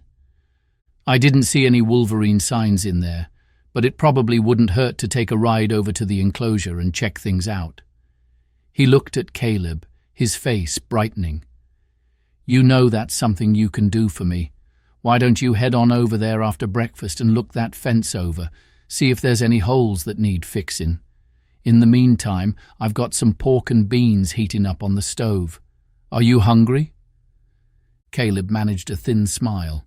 "I'm so hungry I could eat a horse." Chapter 10. Responsibilities. The tantalizing aroma of Uncle Charlie's kitchen reminded Caleb of his mom's cooking back home, only even better. He stood in the cabin doorway, breathing in the mouth-watering smells that drifted up from the pots and pans sitting on the wood stove. Uncle Charlie wrapped a dish towel around his hand and yanked open the oven door. "This bread ought to be done by now. Everything smells really good." "Come and sit down for a bite, boy." Uncle Charlie transferred the homemade bread to a warming compartment above the stove, then ladled out several large spoonfuls of pork and beans from a large pot. The pork and beans weren't quite as good as the aroma had promised, but his uncle's homemade bread more than made up for it. Caleb had never tasted bread so absolutely mouth-wateringly delicious. It tasted nothing like the bread his mother bought from the corner store back home. Caleb was barely halfway through his meal when he looked up to see that his uncle was already sopping up the last of the beans with a thick slice of bread. With a loud belch, the old man pushed back from the table. "Well, boy, I reckon you'll be wanting to earn your keep, so let's get the show on the road." He looked down at Caleb's half-finished meal and scowled. "The first thing you're going to have to learn is the importance of eating a hearty breakfast." He climbed to his feet. "Well, come on then. There's plenty of work to be done and only 2 pairs of hands to do it." Caleb took one last hurried spoonful of his breakfast, then followed his uncle outside. He was surprised and more than a little pleased to find Catfish standing in the yard, her hands thrust defiantly into the pockets of her baggy army pants. Uncle Charlie eyed her suspiciously. "Was it you that disturbed my horses this morning?" "Course not," she said. "I just got here." "How come you're back?" the old man asked, the irritation showing in his voice. "I come to see if you'd murdered your nephew yet." The old man grunted disdainfully. "I'm not one of them people that takes potshots at innocent folk that are just minding their own business." Caleb gave Catfish a half-hearted grin. "I didn't expect to see you so early," he said as they followed Uncle Charlie out to the pasture. "Auntie Mona thought I should head on over here to see how Charlie was treating you. She told me that if he was being too ornery, you could come and stay with us." Caleb smiled at her. "It hasn't been that bad, actually," he said in a low voice. Uncle Charlie was holding Pearl's reins while he ran his hand down the back of the big grey mare. "One of your jobs will be to tend the horses," he said to Caleb. "Pearl's a sleepy old girl, but she can still pull a load when asked to." The big horse peered down at them and didn't even seem to notice when Caleb reached up and stroked her long grey nose. "What do you use the horses for, Uncle Charlie?" "Hauling, mostly. Now and then I take one of them over to the mainland on my pontoon boat and ride her into Fortune Head." "They don't mind riding on the pontoon boat?" Caleb said. "Nah, I modified the boat so it could handle quite a few animals. Besides, they're both a couple of sailors at heart." "Pearl seems really gentle," Caleb remarked. "Both my horses are good-natured," Charlie agreed. "But you got to watch that you don't get in behind them or sneak up on them. They'll sometimes kick out when they're startled." "Probably just being sensible," Catfish said innocently. "How do I look after them?" Caleb asked. Uncle Charlie led the two young people back into the barn and over to a feed bag in the corner. "Each horse takes a half pail each day," he said, dipping out a full pail of oats. "And every morning you need to fill their water trough. Soon as you get up, you feed and water them. Then after breakfast, you lead them out to the pasture. Got that?" Caleb nodded. When they emerged from the barn, Uncle Charlie nodded toward the chickens. "Your next job is to feed the chickens and gather the eggs." He led the way over to a wooden barrel setting against the side of the barn, lifted the lid, and scooped out a dipper of grain. He then walked amongst the chickens, scattering the seed. The chickens immediately set to work pecking up as much as they could in as short a time as possible. "The eggs is in the hen house," Uncle Charlie continued, pointing to the dilapidated shack across from them. "Just go through there every morning and collect all you can find. There'll usually be about a half dozen or so. Make sure you check every nook and cranny. Them birds is pretty clever about laying eggs in the least sensible places." He paused, eyeing Catfish uneasily. "There's some other jobs we'll go over later, but for now there's just one more thing I'm going to show you. One more job I might ask you to do in a pinch. First, you've got to promise you'll follow my instructions to a T." Caleb shuffled his shoulders into place. "Of course I will, Uncle Charlie." The old man looked over at Catfish. "And you, girl, you can give my nephew a hand, but you got to do as I say." Catfish scowled in response. "Come on, then." Uncle Charlie led the way across the pasture and into the woods beyond the cabin, following the same path they'd taken to the Wolverine pen the previous day.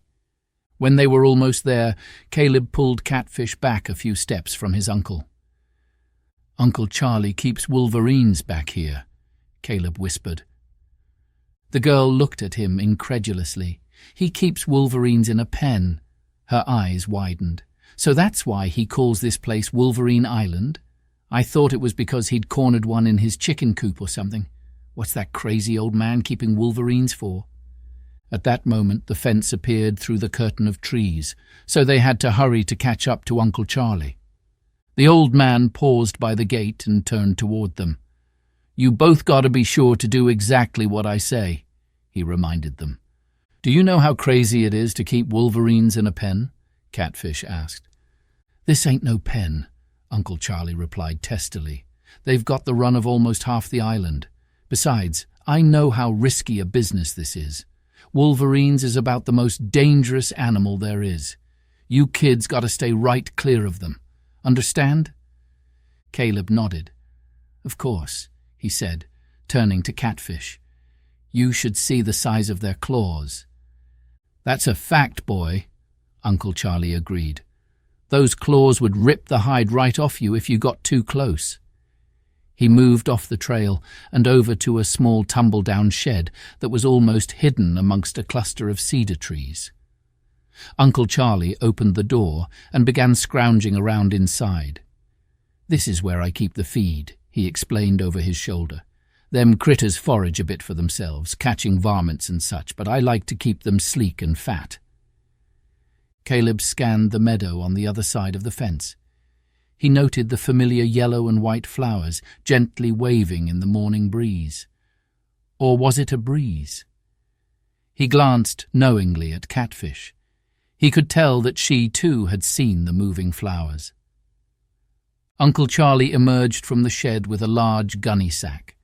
As he drew closer, the stench almost took Caleb's breath away. "What's that horrible smell?"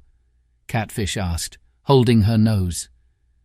The old man opened the neck of the sack so she and Caleb could peer inside. "Wolverines love this stuff." Uncle Charlie dipped his hand inside and pulled out a fistful of rancid meat and fish guts. "How could anything possibly eat that?" Catfish asked. Uncle Charlie stepped over to the fence and with a mighty heave flung the meat over the wire and into the field on the opposite side. Instantly, a brown streak shot out from the flowers and hurled itself into the pile of meat. Within seconds, several other animals joined the melee, snarling and fighting. Caleb instinctively stepped back. "You sure they ain't starved?" Catfish asked. "Maybe you ought to feed them more often." Caleb counted 7 adult wolverines baring their teeth and snapping at each other. An 8th, however, stood apart from the others, ignoring the meat and the commotion. He simply stood there, looking back through the fence at the 3 humans. "That's Salinger," Uncle Charlie said, pointing to the lone wolverine. "Now that their wolverine has the most peculiar ornery disposition. He not only acts different than the others, he even looks a bit different. See the jagged white markings on his head? It goes all the way to the end of his nose. A bit different than the others. He's the chief, and the others know it." "How come he ain't mixing it up with the others?" Catfish asked. "He sets himself apart like that, and he always seems to be thinking." Uncle Charlie turned to Caleb. "I want you to come by here every morning and toss a few big handfuls over the fence, but don't ever get too close. One of them would just love to take a chunk out of you through the wire if it could." As Caleb watched Salinger, he couldn't help but be drawn to the strange, savage animal. There was something mysterious and almost majestic about him. Caleb shuddered and turned away, grateful for the thin strands of wire that separated them. Chapter 11. George and the Swimming Pool. Caleb lay on his rickety cot, staring up at the darkening rafters high above him. Through the open window at the far end of the loft, a full moon cast dark, unsettling shadows across the attic floor. It was a cool night, and he was glad for the thick quilt that Uncle Charlie had provided, despite its ancient mustiness. A gentle scratching from high in the rafters brought him back to reality. Mice! A barely discernible brown shadow scurried across the 2x6 above him. It paused for an instant to peer down at Caleb, then disappeared from sight. It seemed that several hours had passed since his uncle had ordered him to bed for the night. "Everyone on my ranch turns in with the birds," his uncle said, but Caleb discovered that the grouse living in his loft did not share this conviction, for they still flitted and strutted about long after he and his uncle had turned in. The peace and stillness of the barn, though, were strangely comforting. Below him he could hear the horses moving about in their stalls, and out in the yard the occasional baa of one of the sheep drifted up to him. Stealthily the shades of night inched across the room as the moon slipped behind a cloud. How did his mother plan on getting in touch with him before school started anyway? She hadn't discussed that with him, and he hadn't had thought to ask. Did Uncle Charlie ever check at the post office in Fortune Head to see if he got any mail? He thought of his dad and wondered how his mother's plans were working out. He tried remembering his father from the old days, the way he was before the car crash that had turned their lives so completely upside down. The one thing that he did remember most clearly was his father's huge smile, a smile that seemed to stretch from ear to ear and light up his whole face. That was the father he wanted to remember, not the crazy madman that smashed car windows and tried to kidnap him in the middle of the night. Above him, the little mouse inched its way back along the rafter, now almost entirely cloaked in darkness. Caleb could only imagine the tiny head and beady eyes looking down at him. What went through the mind of a creature so tiny? What went through the mind of a wolverine, for that matter? Still, sleep did not come. He tossed and turned for what seemed like several more hours, before finally beginning to drift in and out of consciousness. Finally, just before sleep came, his thoughts turned to his best friend, George Kershane. George was, without doubt, the liveliest kid Caleb had ever known. He wasn't the biggest boy in the class, or the smartest, or the most athletic, not by a long shot. Yet there was just no stopping him. He was forever coming up with the most harebrained schemes to earn a couple of bucks, a lot like Uncle Charlie. In fact, and like Uncle Charlie, George was someone who made people sit up and take notice, and not just because of his unruly dark hair, his wild ideas and non-stop chatter. When George got excited, his whole face seemed to light up like a 500-watt bulb, and Caleb had never ever seen George back down from anything, no matter what he was up against. He knew, too, that his friend would find Wolverine Island unbelievably fascinating. He couldn't wait to tell him about this place, about Uncle Charlie, Catfish, and the Wolverines. Finally, sleep came, and with it came the strangest dream Caleb had ever had. The kind of dream that comes when you're overtired or you're sleeping somewhere for the first time. In his dream, he and George and a bunch of kids from their apartment building were swimming down at the Y. They were right in the middle of a game of tag, when George suddenly gave Caleb an enormous wink, swam over to the edge of the pool, and climbed out. With one eye on the lifeguard, George ambled casually over to the ladder leading up to the high diving board. What was he doing? No one was allowed on the diving board during public swim. Nevertheless, George climbed right to the top, waving to a bunch of girls who were splashing about in the deep end. In his dream, the diving board was incredibly high, at least 50 feet above the water, a way higher than any diving board Caleb had ever seen. George paused at the end of the board, bounced once or twice, then dove headfirst into the water far below. For a long moment, George didn't resurface, and Caleb was afraid his friend had hit his head on the bottom of the pool.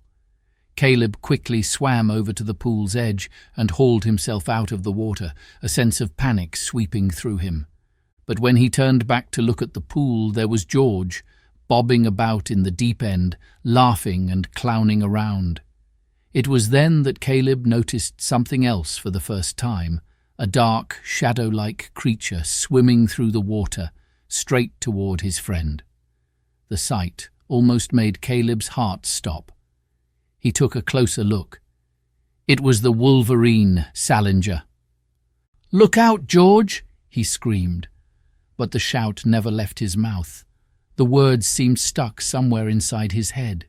He watched the Wolverine swim closer and closer to George.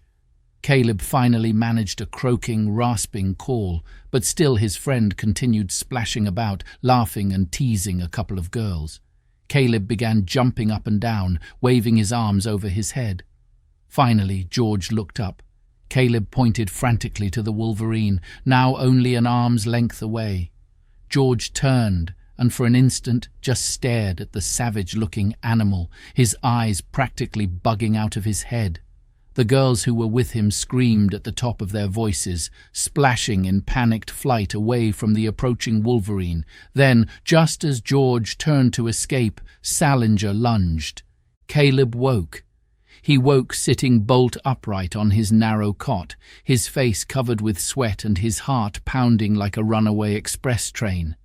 The dream had been so real, so vivid and terrifying that it continued to fill him with a feeling of panic, even though he was now wide awake. He sat there, rigid with fear. The face of the vicious Wolverine burned into his consciousness. In that same instant, however, a strange calm suddenly filled him, and with the calm came the sure knowledge that at that very moment the Wolverine Salinger was with him, right there in the barn. Night visit.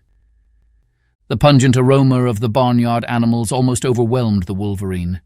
To his left, the grey-coloured horse danced backward in its stall, neighing softly in terror. The Wolverine turned and eyed the ladder reaching into the loft above him. He knew there was a human up there. The distinct scent was very strong. He was famished, and the temptation to kill one of the farm animals was overwhelming. He moved stealthily back out into the yard and into the shadowy light of a full July moon.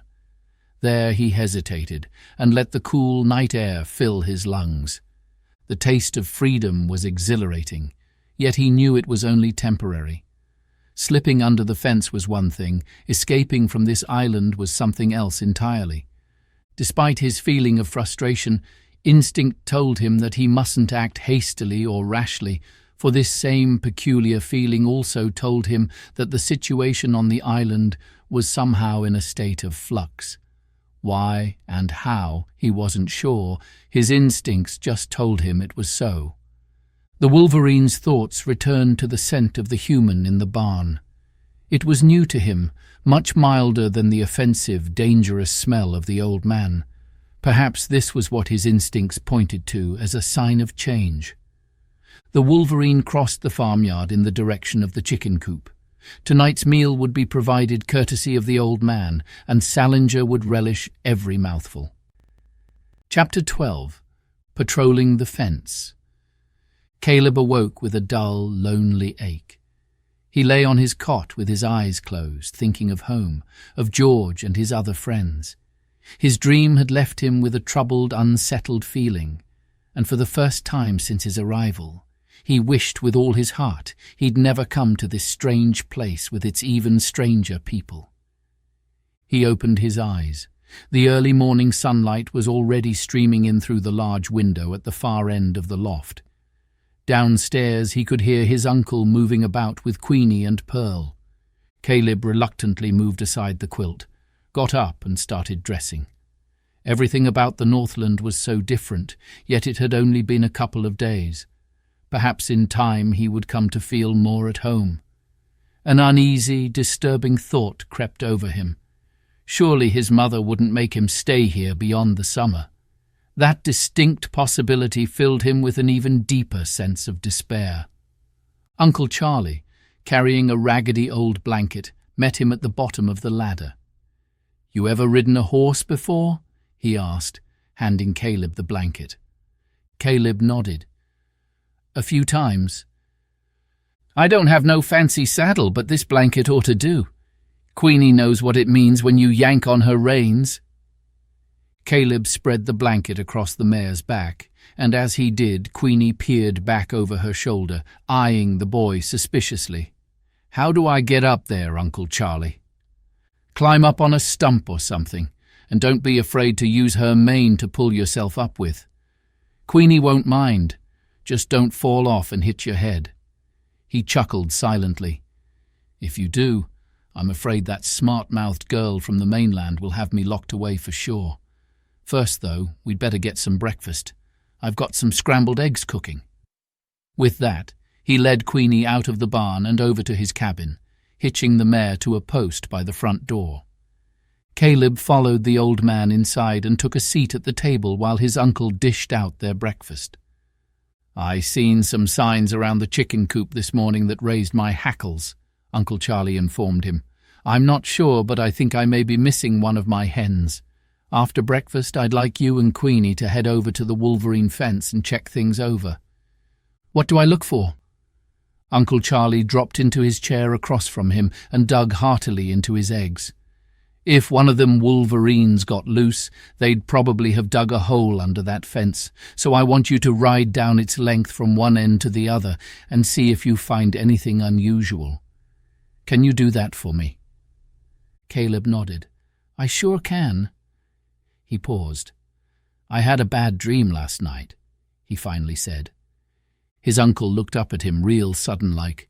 "Do tell, so did I. What was yours about?" It was about that Wolverine, Salinger. I always dream about them critters, the old man said, pausing thoughtfully.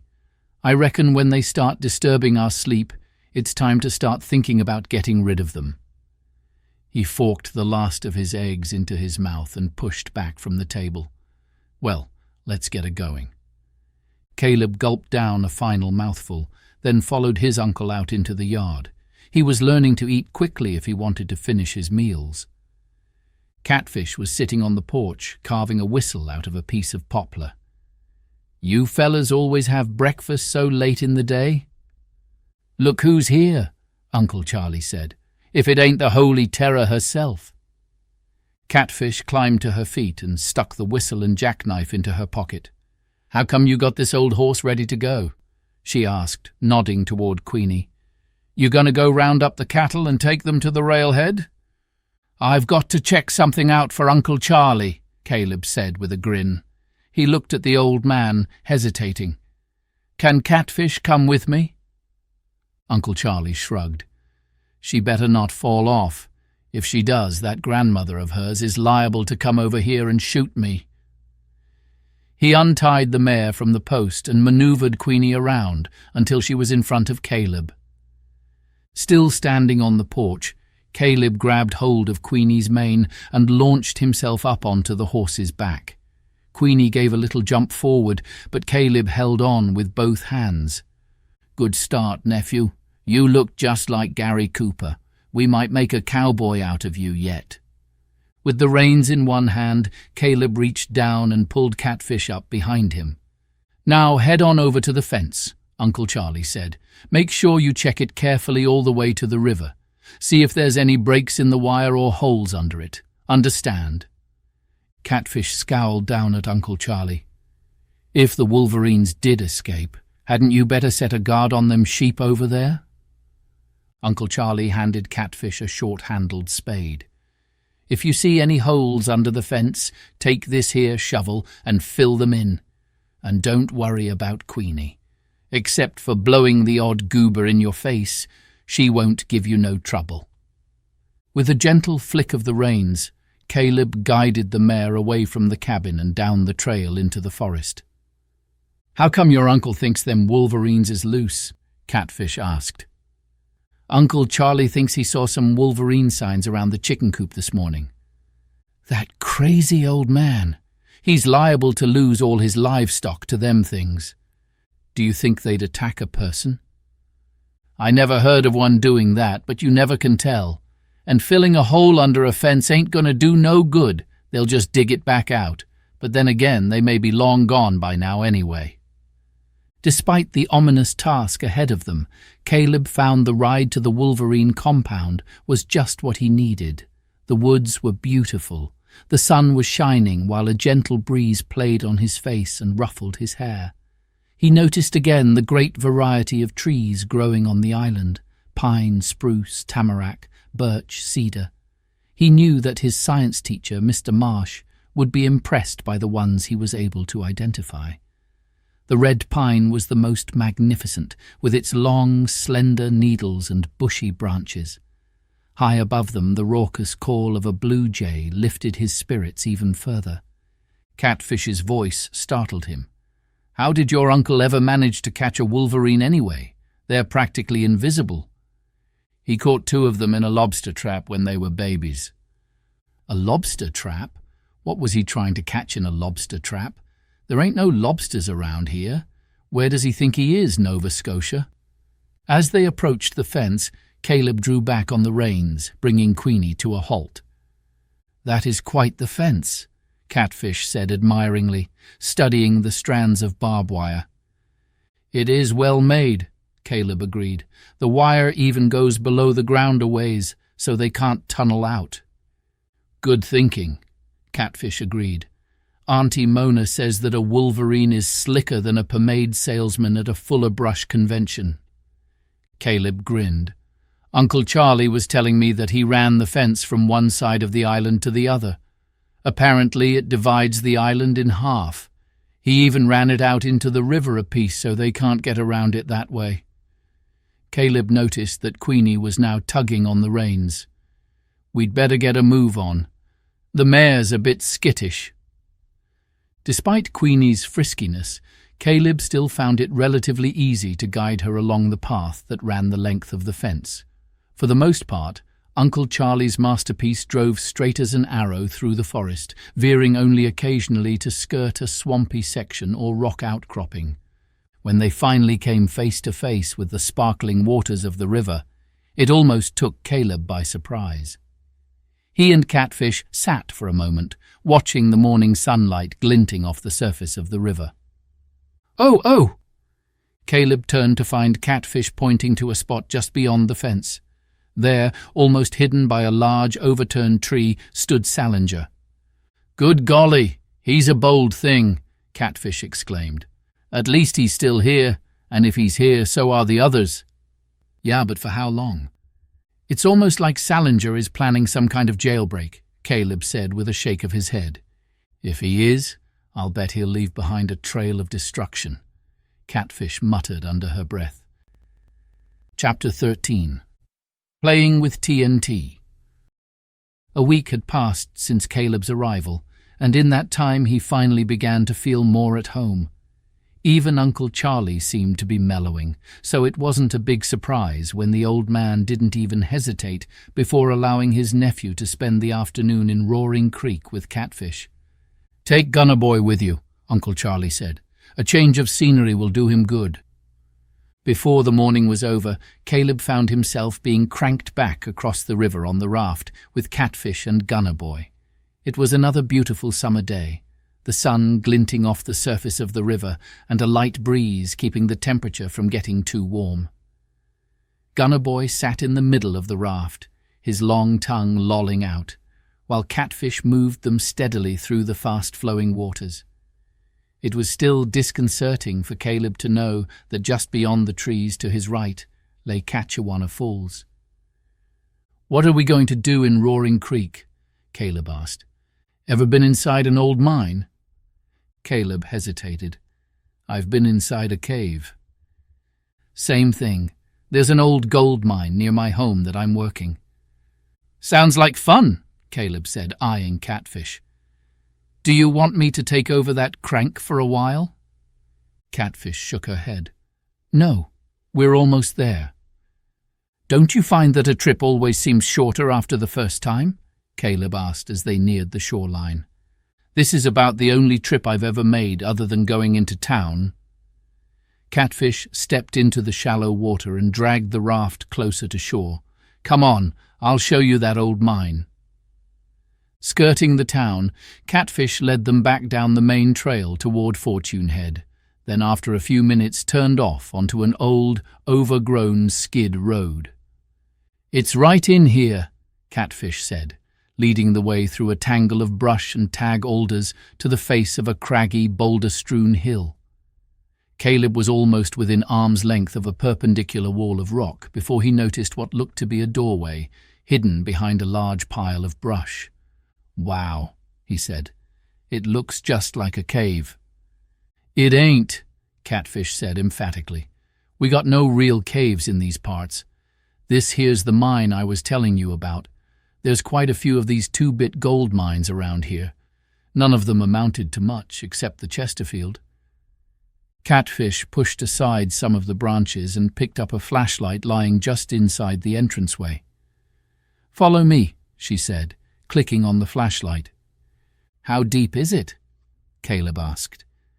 "Not much deeper than a good-sized house." Catfish led them down a narrow tunnel, barely higher than their heads, but almost as wide as a single-laned highway. Scattered about them were several ancient timbers, a couple of large metal barrels, and the remains of a few empty wooden crates. "Right over here," Catfish said, the flashlight beam leading them into an area about the size of Caleb's kitchen back home. "This is as far as it goes," Catfish said. She led them up to the wall of rock at the far end and shone her light on the wet surface. "Take a look." She pointed to a spot in front of her. Caleb got as close as he could, scrunching up his eyes for a better look. "What am I looking for?" "Here," Catfish said, moving her flashlight closer. "Notice the faint yellow streaks. Auntie Mona calls that VG, visible gold." "That's gold," Caleb said, struggling for a better look. "Appears to be a whole vein of it. The other day I was chipping away at a loose piece of rock with my pick when a big slab broke away. This was underneath." Catfish suddenly grabbed Caleb by the shoulder and yanked him around so he faced her. "You keep this to yourself. Understand?" Caleb stepped back, feeling slightly offended by Catfish's distrust. "Who would I tell?" "That senile old uncle of yours, that's who. He's spent half his life prospecting these parts. How come he's never rooted around in here like you did?" "Auntie Mona staked this claim years ago. No trespassers allowed." "How do you know it's really worth anything, though?" Caleb asked. "Maybe it's just fool's gold." "I'm going to take some samples and get them assayed in town." "You're going to do that yourself?" "Why not? It ain't that complicated." Suddenly, Gunner Boy growled, the hairs on his neck standing up. They both turned to face the big hound. "What is it, boy?" Caleb asked. "Somebody must be out there," Catfish said. "We can't let anyone find this place. Let's get out of here and be quiet about it." Quickly she led the way out of the mine and back through the thick brush. As they approached the pathway to town, two figures emerged. "Pete and Ike," Caleb whispered. "Remember, not a word about the mine," Catfish said under her breath. With a final threatening glance, she rose from the bushes, her hands planted firmly on her hips. "Picking blueberries, fellas," she said in a loud voice. The two brothers froze for an instant. Then Pete's customary grin returned. "Well, if it ain't the little bushwhacker herself and her new boyfriend. Fancy meeting the two of you here." Both Pete and Ike carried fishing rods and tackle boxes, and Pete had a pack sack on his back. "You boys ain't going fishing, are you?" Catfish asked. "You're smarter than you look, Catfish," Pete replied. "We thought we'd try our luck down by the falls." "Where's your slingshot, Catfish?" Ike asked with a smirk. "In my pocket. Where's your dogs?" "We brought our bikes this time," Pete said, "but we left them back a piece, somewhere where you won't find them." He hesitated. "By the way, we didn't have to walk all the way back to town the other day. The dogs stopped to tree a squirrel a little ways from here, so the joke's on you." Catfish gave them a disdainful look. "You won't catch anything down by the falls at this time of the day. Don't you know nothing?" Pete and Ike grinned at each other. "We'll see how much you know, Catfish," Ike said, giving his brother a nudge in the ribs with his elbow. Catfish looked curiously from one boy to the next. "What are you bird brains up to?" Pete's expression grew serious, his gaze moving from Catfish and Caleb and then back again. "You can think what you like, Catfish, but I guarantee we'll be catching a mess of fish down by the falls today." "Go ahead and try," she said. "But about all that'll be biting will be a few wormy perch. It's too warm. You should have come first thing in the morning." Pete smirked at Catfish, then turned and continued off down the path. "We don't want no company either," he said over his shoulder. "We ain't sharing our fishing secrets with the likes of you two." Catfish laughed. "I already forgot more about fishing than you two will ever know." She tugged on Caleb's arm, leading him back toward Roaring Creek. "When we're done," Ike hollered, "we'll stop by and show you our catch." Caleb reluctantly followed Catfish in the opposite direction, watching Pete and Ike disappear down the trail toward the river. "I wouldn't mind seeing the falls." "Oh, you will. We'll just give those two jokers a few minutes to settle in. They've got something cooking in their little pea-brains." "You think so?" "They practically dared us to see what they were up to." Catfish led them in a wide circle, once again skirting the town while heading toward the sound of the waterfall.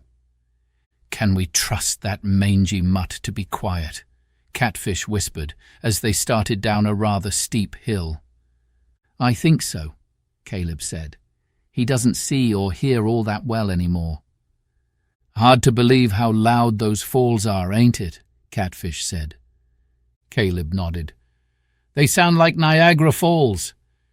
"You've been to Niagara Falls?" "Last summer. It's not all that far from where we lived for a while." "Well, from the pictures I've seen, this ain't no Niagara Falls, but it's the biggest waterfall in these parts." They crept up behind the bushy branches of a large jack pine. Caleb drew in his breath. Catchewana Falls towered high above them, about as tall as a 3-story building. A huge torrent of water crashed down over a slew of large, jagged boulders at the bottom. "Man," Caleb whispered, "if we went over that on your raft, we'd be killed for sure." Catfish sidled past the tree, leading them even closer until they could see Pete and Ike standing by the rocky shoreline. The river at the bottom of the falls was so narrow that Caleb could have pitched a stone from one side to the other. He put his hand on Gunner Boy's haunches and pushed him to a sitting position, but the dog didn't appear to be interested in going further anyway. "Those goofballs won't be catching anything worthwhile," Catfish whispered. "Not at this time of the day. I don't care what kind of bait they're using." They watched Pete set his fishing rod down on the ground and begin rummaging around in his pack-sack. A minute later, he pulled out a thin cylindrical object and held it up for his brother to see. "What's he got?" Catfish whispered. Caleb leaned forward, squinting her eyes. "I'm not sure. Maybe one of those fishing rods that collapses into a little tube. Looks like a stick of dynamite to me." "Dynamite!" Caleb looked at Catfish, his eyes large. "What would they be doing with dynamite?" "Fishing," Catfish said matter-of-factly. "How can you fish with dynamite?" "You light a stick of dynamite and then chuck it into the water," Catfish explained. "When it goes off, it kills every living thing in that spot. It's a lazy man's way to fish, and crazy dangerous." "Where would they get dynamite?" "Their old man's a prospector, and seeing as he's even stupider than his 2 boys, he'd probably have a stick or 2 laying around their house." "Maybe we should go and tell Auntie Mona," Caleb suggested. "They could blow themselves up." "It's too late now. Looks like they're getting ready to light it." Sure enough, even as she spoke, Pete struck a match on a nearby rock and set it to the long fuse hanging from the brown cylinder. He then stood there calmly, watching as the fuse hissed and burned its way about 3/4 of the way to the object in his hand. His next actions caught Caleb and Catfish by such surprise that all they could do was watch in horror as Pete calmly turned and heaved the stick of dynamite right into the bush where they were hiding. Caleb jumped to his feet, tripping over both Catfish and Gunner Boy as the stick of dynamite landed directly behind him. Somehow he caught his balance and dove behind a large mound of earth. It was then, in the very midst of his blind panic, that he heard the sound of laughter. Caleb glanced out from behind his shelter. "What happened?" Pete yelled. "You guys bump into a big black bear or something?" "Maybe they sat down on a hornet's nest," Ike suggested.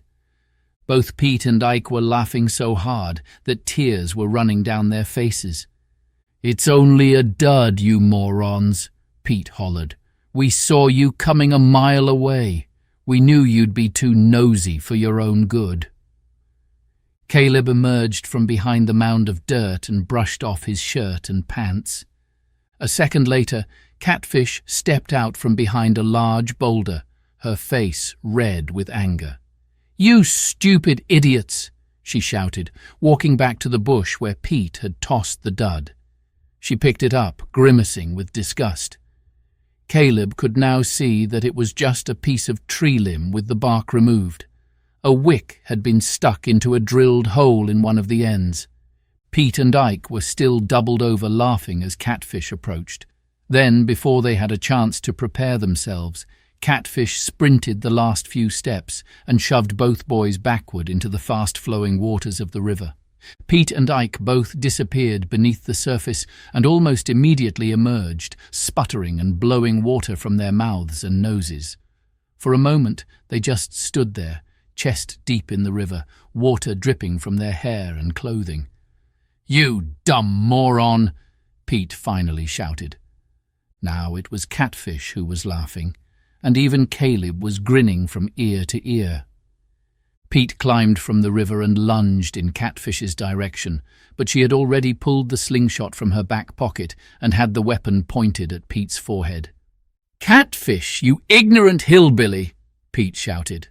"Pretty bold talk for a couple of guys who let a girl push them around," Catfish interrupted. Pete wiped the last of the water from his face and looked from Catfish to Caleb, then down at Gunner Boy. "We'll get you for this," he said in a low voice. Chapter 14. Night Visitor. When Caleb first awoke, he wasn't sure where he was. He only knew that it was pitch black and eerily silent. For the longest time he lay on his cot holding his breath, the quilt pulled up around his chin. A strange fear gripped him. He knew from the inky blackness and strange quiet that it must be the dead of night when even the creatures of the dark take to their beds. There was no sound, no crickets, frogs or owls, not even the flutter of bat wings or the scamper of mice feet. The witching hour. Caleb scanned his surroundings as his eyes slowly grew accustomed to the blackness. Starlight twinkled through the window at the far end, dimly outlining the shapes of several roosting grouse. What had wakened him? Caleb slid out from under the quilt. Hands extended blindly in front of him, he fumbled his way over to the dresser, where he'd left the kerosene lantern and a pack of matches. He'd just reached the dresser when the moon suddenly emerged from behind a cloud, lighting up the interior of the loft. From the main floor of the barn, he heard one of the horses move about restlessly in its stall. Outside in the pasture, a sheep bleated softly. A chill rippled up Caleb's spine as he struck a match and lit the lantern. Somewhere, deep within, a voice was telling him that there was something about the night that was seriously amiss. He slipped into his clothes and made his way over to the ladder, one hand gripping the hissing lantern. Slowly he climbed down to the main floor and in the lantern's glow saw the two mares peering back at him from their stalls. Queenie rolled her great brown eyes and retreated a step or two, disappearing into the shadows. He swung the lantern in a wide arc about him, searching his surroundings for anything out of the ordinary, yet nothing seemed out of place. Even so, Caleb felt his nerves stretching even further. Perhaps the source of the disturbance was out in the yard. He stepped out into the cool night air, casting the lantern's light about him, but the yard was completely still in the moonlight. Caleb retreated back into the barn, leaving the door slightly ajar behind him. He was just about to head back up the ladder when he heard a faint, almost imperceptible sound from the darkest corner of the stable. He swung the lantern around, holding it out like a shield, while at the same time lighting up that entire area of the barn. Out the corner of his eye, he noticed Pearl disappear into the shadows of her stall, neighing softly. Then Caleb saw it, and as he did, the lantern almost slipped from his grasp. Crouched in the far corner of the barn was the dark form of a wolverine, shoulders hunched, its gaze fixed on the boy. Caleb retreated a step, then two, his eyes taking in the massive clawed paws of the animal and its powerful shoulders. He looked quickly around for something he could use for a weapon, but the wolverine remained where it was, its dark eyes never leaving those of the terrified boy. Caleb knew he mustn't panic. He had to think clearly. Would the wolverine attack if he ran? Should he call out to his uncle? The wolverine's presence could mean only one thing. It had come for one, the farm animals. Caleb watched helplessly as the wolverine took a deliberate step toward him, its eyes still locked on the boy's. Then, for the first time, Caleb saw something in the dark, expressive eyes of the wolverine that he'd never expected. A strange, pleading kind of look. Was it just his imagination? "Salinger!" The word came out almost as a whisper, for he suddenly realized that the animal was the one his uncle had pointed out to him. And then, just when Caleb least expected it, the Wolverine turned and started for the door. From their stalls, Queenie and Pearl neighed softly. Was he really leaving? Caleb felt his heart rate ease slightly. When Salinger reached the doorway, he paused, then very deliberately turned once again to face Caleb. For several long seconds, Salinger stood there looking up at the boy. It was almost as if the animal was trying to tell him something. Finally, almost reluctantly, Salinger turned and stepped out into the night. For a long moment, Caleb stood rooted to the spot. It was almost impossible for him to believe what had just happened. Perhaps it was a dream, like the one he'd had about George. Yet there was also something most undreamlike about seeing Salinger at such close range, and most disturbing, something within him was telling him to go outside and find out what the Wolverine was up to. With the lantern cautiously held out before him, Caleb slowly made his way to the door and ever so carefully stepped outside. It was absolutely crazy, yet it seemed that Salinger actually wanted to be followed, kind of like what Pete and Ike did over at the falls. But why? Perhaps if he followed Salinger for a little way, he might find out what was going on. Maintaining a safe distance, Caleb kept the Wolverine in sight as he trailed him across the barnyard toward the wooded area. What was even stranger, every now and then Salinger would pause, glance back over his shoulder at Caleb, then resume his journey. Heart racing, Caleb reluctantly let the Wolverine lead him into the forest, and as he did, the sudden darkness all but swallowed both him and the lantern light, casting the hissing flame into wavering, living shadows that swayed and danced eerily about him. The silence of the forest was so deep and suffocating that Caleb found his breath coming in short, raspy gasps. Oblivious to it all, the Wolverine continued its solitary trek through the trees, barely within the range of the lantern's light. Every now and then it would pause and glance back over its shoulder, almost as if checking to make sure that Caleb was still coming. Could it be a trap? Caleb's hands were damp with sweat, his legs weaker with each step. He knew it was absolutely crazy to be following a dangerous animal into the forest, alone, in the middle of the night, yet there was something in him which urged him on. Run! Get away before it's too late! But if he ran, he imagined Salinger chasing him and leaping onto his back, his teeth sinking into him. It was then that Caleb noticed that Salinger had stopped on the trail ahead of him. He was now standing in the middle of the path, his head turned once again in Caleb's direction. The boy stopped, watching as the Wolverine stepped from the trail and vanished into the foliage. Caleb started with surprise, then reluctantly edged his way to the spot where Salinger had disappeared. He stood for a moment, steeling his nerves, then ever so tentatively stepped into the trees and crept forward until he spotted the Wolverine, waiting by a large, rotten stump. All was still. Only the hissing of the kerosene lantern and the faint movement of the night breeze disturbed the stillness. Caleb stood there, barely breathing, the blackness of the forest closing in around him. In the darkness, he suddenly became aware of a faint sound, a barely discernible mewing, almost like the sound a kitten would make. He edged closer to Salinger, following the beam of lantern light past the stump and down into the hollow. And there, at the bottom of the shallow hole, was another adult Wolverine, and just barely visible at its side was a small kit, so young that its eyes were barely open, groping about helplessly at its mother's side.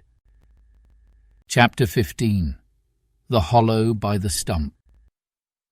Caleb couldn't believe what he was seeing. Instinctively he stepped back from the hollow, almost tripping over a tree root. He knew it was incredibly dangerous to be so close to such a savage animal with her young, but at the same time He also sensed that there was something terribly wrong with the scene before him, for he was convinced more than ever that Salinger had led him here for a reason. With the hissing kerosene lantern held out before him, he moved closer, and as he did, he noticed for the first time a thick metal chain, almost hidden beneath the female Wolverine. One end of the chain appeared to be looped around the nearby stump, and the other end was attached to a cold steel animal trap, a trap which was clamped to the back leg of the female Wolverine. Lying on her side, the stricken animal peered up into the hissing pool of light, the pain showing in her eyes. Caleb tilted the lantern for a better look at the trapped paw, and as he did, the female bared her teeth, emitting a low growl. A soft rumble emanated from Salinger. With his gaze still fixed on Caleb, the Wolverine slipped down into the hollow, crowding in beside his mate. Slowly, the trapped female relaxed. Caleb eyed the pair uneasily. He knew that if the female Wolverine wasn't freed from the trap, she would die, yet his instincts also told him that if he got any closer, the trapped animal would turn on him. He angled himself for a better look at the situation. At least the trap didn't look all that big, not like those mammoth grizzly bear traps he'd seen in pictures.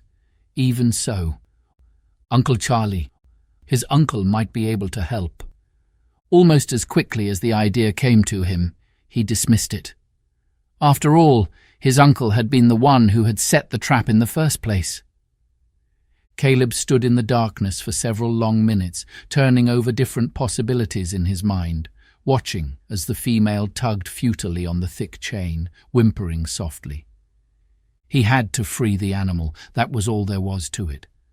But to do that, he would need to get closer. If one of the Wolverines lunged at him, well, he didn't let his mind go any further in that direction.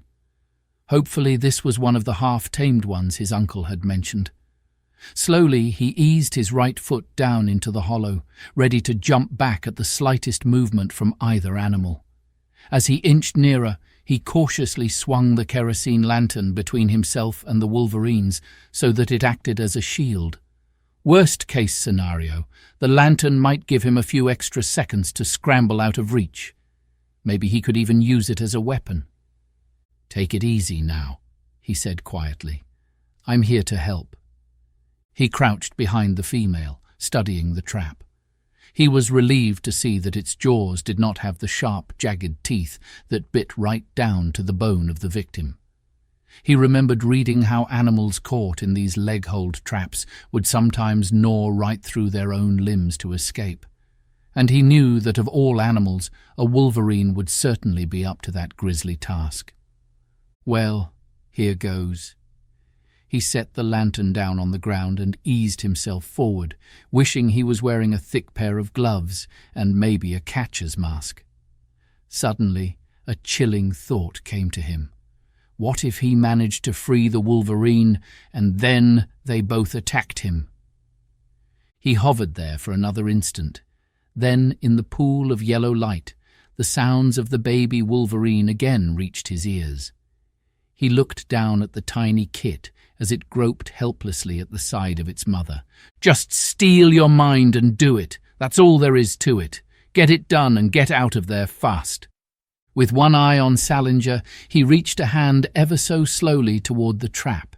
His fingers fumbled briefly as they fought the grip of cold steel.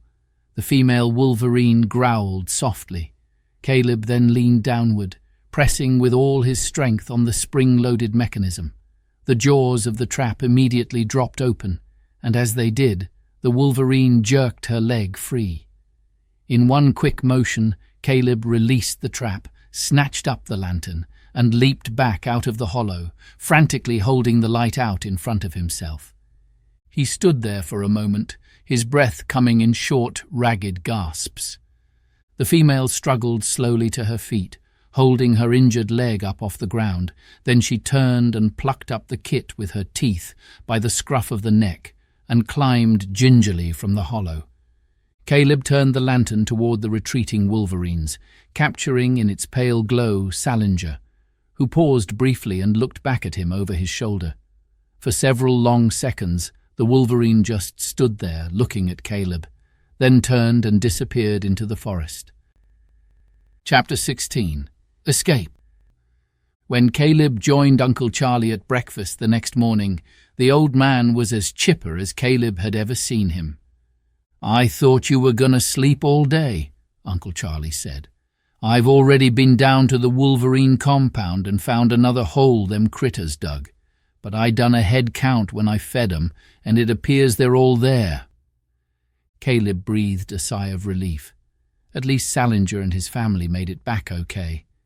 His late-night adventures had left him exhausted. After his return from the woods, he had found it impossible to sleep, and now he was even too tired to eat, picking away at another plate of wieners and beans, and wishing his uncle had baked some more bread. Across from him, Uncle Charlie was monkeying with the dials of a battery-powered shortwave radio. "Can't understand why the reception's so poor today," the old man said with a shake of his head. "That usually means a storm's coming." The radio crackled noisily as he twisted the dial around and around. Finally, he clicked off the radio and pushed back from the table. "Well," he said with a grunt of finality, "if it's gonna rain, I'd better start harvesting them Wolverines this afternoon." He pulled out his pocket watch and stared at it for a minute. "I reckon I'll finish off the morning chores, grab a bite to eat, have a nap and then get to it. I may not be able to clean them all out today, but at least I'll get a start." Caleb was suddenly awake. "Today?" he said. "You're going to harvest the Wolverines today? They're getting way too rambunctious for their own good, always digging holes under that fence. And I'm pretty sure another one of my chickens is missing. Hard to keep track of them, though, and I did see a chicken hawk casing the place the other day." He paused. "It won't be no picnic harvesting them. They're nastier and slipperier than an emu, that's for sure. In fact, they're just about the hardest thing there is to trap, and in all my years in the Northland, I've never heard of one being shot. But we should manage since we've got them all penned up, and Gunner Boy's here to lend a hand. We just got to be careful not to ruin their pelts when we take 'em down." "Are you going to shoot them then?" "I'm going to try using General Peyton first," he said, nodding to the pistol sitting on the nearby shelf. "A .22 caliber handgun shouldn't put too big a hole in a Wolverine pelt," he said with a wink. "And if we can't shoot 'em, then I'll have to set a few traps inside their pen this time. No animal can resist a free chunk of meat." Caleb sank back onto the hard kitchen chair. He shuddered at the thought of Salinger and the other Wolverines being shot and skinned. It was strange how the events of one dark evening could change one's way of looking at things. Uncle Charlie replaced the shortwave radio on a shelf by the stove and began stoking the wood fire. What could he do, though? Then an idea began to form. Caleb slid back from the table, suddenly anxious not to arouse the old man's suspicions. "Good breakfast, Uncle Charlie." "Don't forget to feed Queenie and Pearl," his uncle reminded him, taking the pearl-handled .22 revolver down from the shelf and checking the chambers. "Would it be all right if I took Queenie out for a ride?" Caleb asked innocently. The old man grunted his approval. "Don't you wear that old hoss out. She ain't as young as she once was." Caleb dashed out of the cabin and sprinted across the yard to the barn. Queenie and Pearl were both in their stalls, and sitting impatiently on a stack of feed bags was Catfish. "So what kept you?" she asked with her familiar scowl. "I already fed your horses for you. They were starved." "You wouldn't believe what happened last night." Catfish sat open-mouthed as Caleb recounted his late-night adventures with Salinger. "How crazy is that?" Catfish sputtered. "Do you have any idea what a Wolverine could do to you? They can tear a moose to shreds." I know," Caleb interrupted. "But last night it seemed that Salinger was actually leading me out there so I could free that other Wolverine." Caleb hesitated. "We've got to do something to save them. Uncle Charlie's going to start harvesting them this afternoon." "Save them? That's the stupidest idea I've ever heard. We're on an island, remember? Even if you helped them escape from the compound, what would you do then? I don't know yet. Caleb led Queenie from the stall, then tossed the old horse blanket up onto her back. All I know is that we've only got a few hours before Uncle Charlie goes to work hunting them down. If we don't get busy, Salinger and his family's hides will be hanging from the barn wall by supper time. There ain't no way of getting them off this island right in front of your uncle's nose. As Caleb led Queenie out into the yard, he could see that the big mare was delighted at the prospect of another outing. She stepped excitedly from one foot to the next, rearing her head and neighing contentedly as Caleb climbed up onto her back. Coming? Caleb extended a hand down to Catfish. I guess. She reached out and pulled herself up behind Caleb. Being on Queenie's back was invigorating, and Caleb was surprised at how pleased he felt to have Catfish along for the ride. With a confident tug of the reins, he guided the horse toward the woods on the other side of the sheep pasture. So, have you cooked up any ideas yet on how you're going to save them Wolverines? Catfish asked. Not yet, Caleb admitted. My friend George would have come up with 3 or 4 ideas by now, but unfortunately he's nowhere to be found when you need him. Well, if you let them out of the pen, you're asking for trouble, and even if you do manage to save their mangy hides, your uncle will probably skin you alive. Caleb grimaced at Catfish's warning. What if he did get caught? His uncle could very well send him back to the city. And to make matters worse, he didn't even know how to get in touch with his mother. At the gate to the Wolverine pen, Caleb drew back on Queenie's reins and scanned the sea of yellow and white flowers beyond the wire enclosure. I should have brought Auntie Mona's 12-gauge shotgun, Catfish muttered under her breath. We're here to save the Wolverines, Caleb reminded her, not blow their brains out. Yeah, well, what now, Einstein? Catfish asked sarcastically. Do you feel a brainwave coming? Maybe we could just let them climb all over Queenie's back, then you and me could hold onto her tail and she could pull us all over to the mainland. Queenie'd probably love it. We'd better check and see if there's any holes under the fence, Caleb suggested, giving the mare's reins a flick. It seems pretty quiet. Maybe they've already escaped. What if they have escaped? Catfish asked as they started down the wire fence. Catching Wolverines in the wild would be like catching a ghost. I don't have any idea how to go about rounding them up, even if they're still in the pen. If we could get them over to my raft, maybe we could cart them over to the mainland on it. Caleb glanced back over his shoulder at his friend, mulling over her words. We have to find them first, then get them out of the enclosure without being eaten alive. Then we would have to lead them right across the island to where you left the raft, all without being noticed by Uncle Charlie and Gunnerboy. It seems impossible. You got a better idea? Caleb shrugged. Unfortunately not. He slowed Queenie while she maneuvered between the fence and the branches of a large spruce tree. Your idea may be all we have, Catfish, but how do we even get things started? That's a good question. What would Auntie Mona and Papa Zeke say if they knew you were involved in something like this? There was a long pause behind him, so long, in fact, that Caleb finally turned and looked at Catfish.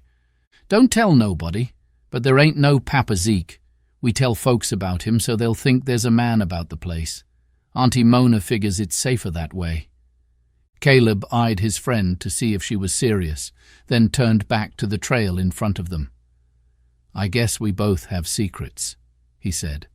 My mom sent me up here to hide out from my dad. They're separated and he's determined to take me to live with him, even if it means kidnapping me and taking me to Mexico City. Catfish gave a low whistle between her teeth. If that don't beat all, he must be a real piece of work. He used to be really nice, but then he got into a car accident. My mom is trying to get him to have an operation this summer. If he does, he might be like his old self again.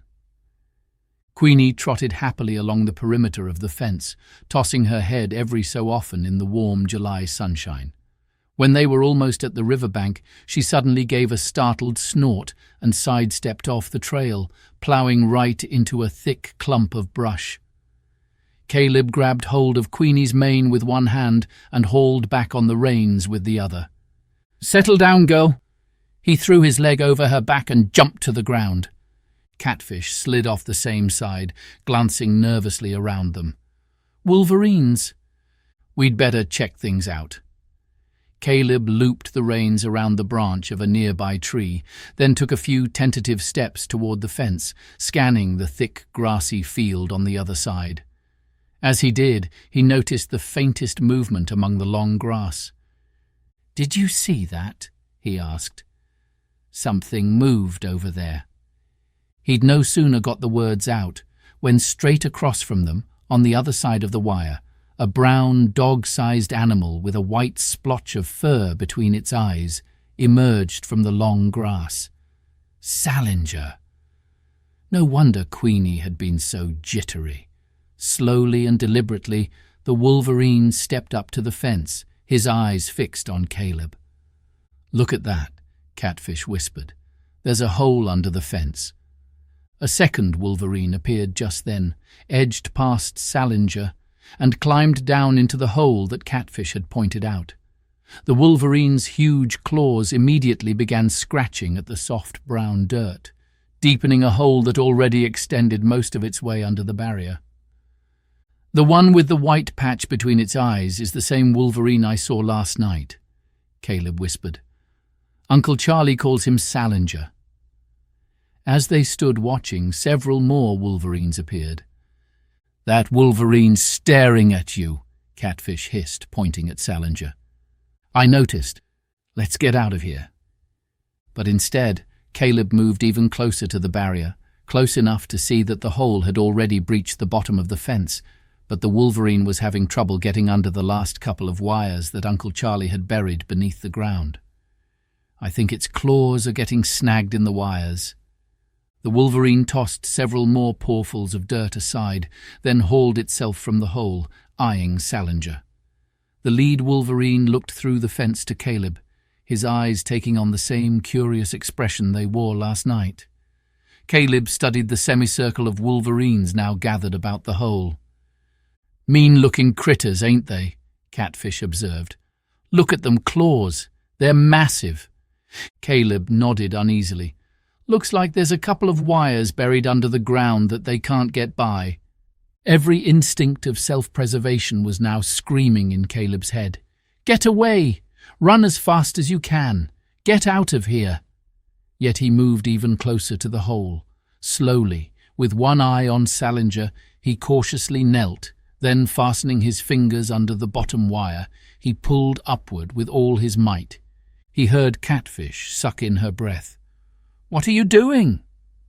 The wire slowly slipped from its moorings, easing upward until there was a gaping hole beneath the tangled strands of barbed wire. Salinger uttered a low sound in his throat as Caleb got back to his feet and retreated to where Catfish was standing. Immediately, 4 of the Wolverines disappeared back into the deep grass behind them, then quickly reappeared with small bundles of fur dangling from each of their mouths. Little baby Wolverines just like the one Caleb had seen with Salinger and his mate last night. "Let's get out of here," Catfish whispered. "Wait," Caleb said.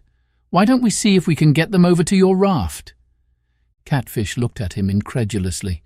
"You can't be serious." They watched as one by one the Wolverines stepped down into the hole with their tiny bundles, then slipped beneath the wire and out the other side, 8 adults and 4 tiny babies. "Well," Catfish said, "your little friends have decided to make a break for it, so what do we do now?" Chapter 17. The Shoreline. Caleb gazed down at the 8 pairs of eyes looking up at him. He watched as Salinger's mate limped over to the leader, a kit gripped between her teeth. "We'd better get going," Catfish said, tugging at Caleb's arm. "Your uncle's probably on his way over here right now, and when he finds the Wolverines gone, He'll set that old hound on their trail, sure as shooting. There's no way we'll have enough time to get them across the island to the raft and then over to the mainland without being seen by Uncle Charlie, Caleb said, the discouragement showing in his voice. It's not likely they'll make very good time lugging along their babies either, Catfish said, looking down at the little group. Then we've got to buy some time. If we don't, Gunner Boy will track us down long before we make it over to where you left the raft. He thought for a moment. Can you bring the raft over here? No way, it's attached to the cable, remember. What can we do then? Caleb asked desperately. If we cross the river while it's light, Uncle Charlie will see us. He thought for a minute. Is there any way we can hide the Wolverines until dark? Are you crazy? Where on earth could we do that? That mangy hound would find them in a minute. At least if we get them on the raft, they'll have a chance. There has to be some way of throwing Gunner Boy off our trail. How in the dickens can you throw a hound dog off the scent of a dozen Wolverines? Caleb racked his brain. Surely one of the wilderness books he'd read described such a situation. Or maybe one of those movies his mother had taken him to, like the one about escaping prisoners. Then he remembered. He turned to Catfish, his eyes large with excitement. Water will throw tracking dogs off a scent. Catfish's face lit up. That's right. Caleb unhitched Queenie's reins from the tree, then pulled the reluctant mare back onto the path in front of the Wolverines. In spite of himself, he grinned. The sight of the little band gathered nearby, with the tiny bundles of fur hanging from their mouths, was just too much. He felt like a sheepdog. Queenie rolled her eyes and pulled desperately on the reins. "What are you going to do with that old nag?" Catfish asked. "She's more skittish than a chicken at a weasel convention. You should send her back home." "If I do, Uncle Charlie will think I took a tumble and come looking for me." "What are we going to do then?"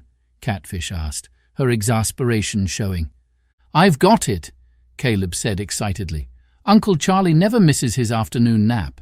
Maybe we could cross over to the mainland then." "That's a couple of hours from now. What do we do with them till then?" "I'm not sure yet." "Why don't we just take them over on the raft right now, while your uncle's away from his farm?"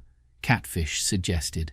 "I can even fix your uncle's outboard motors so he can't follow us." "We don't have enough time. If my uncle ever finds out that I helped the Wolverines escape, he may not let me stay with him anymore. I just can't take that chance."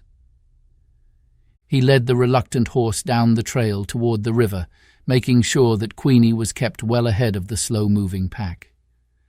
"I can't believe how peaceful they're being," Catfish said, shaking her head. "I wonder what's going on in their heads.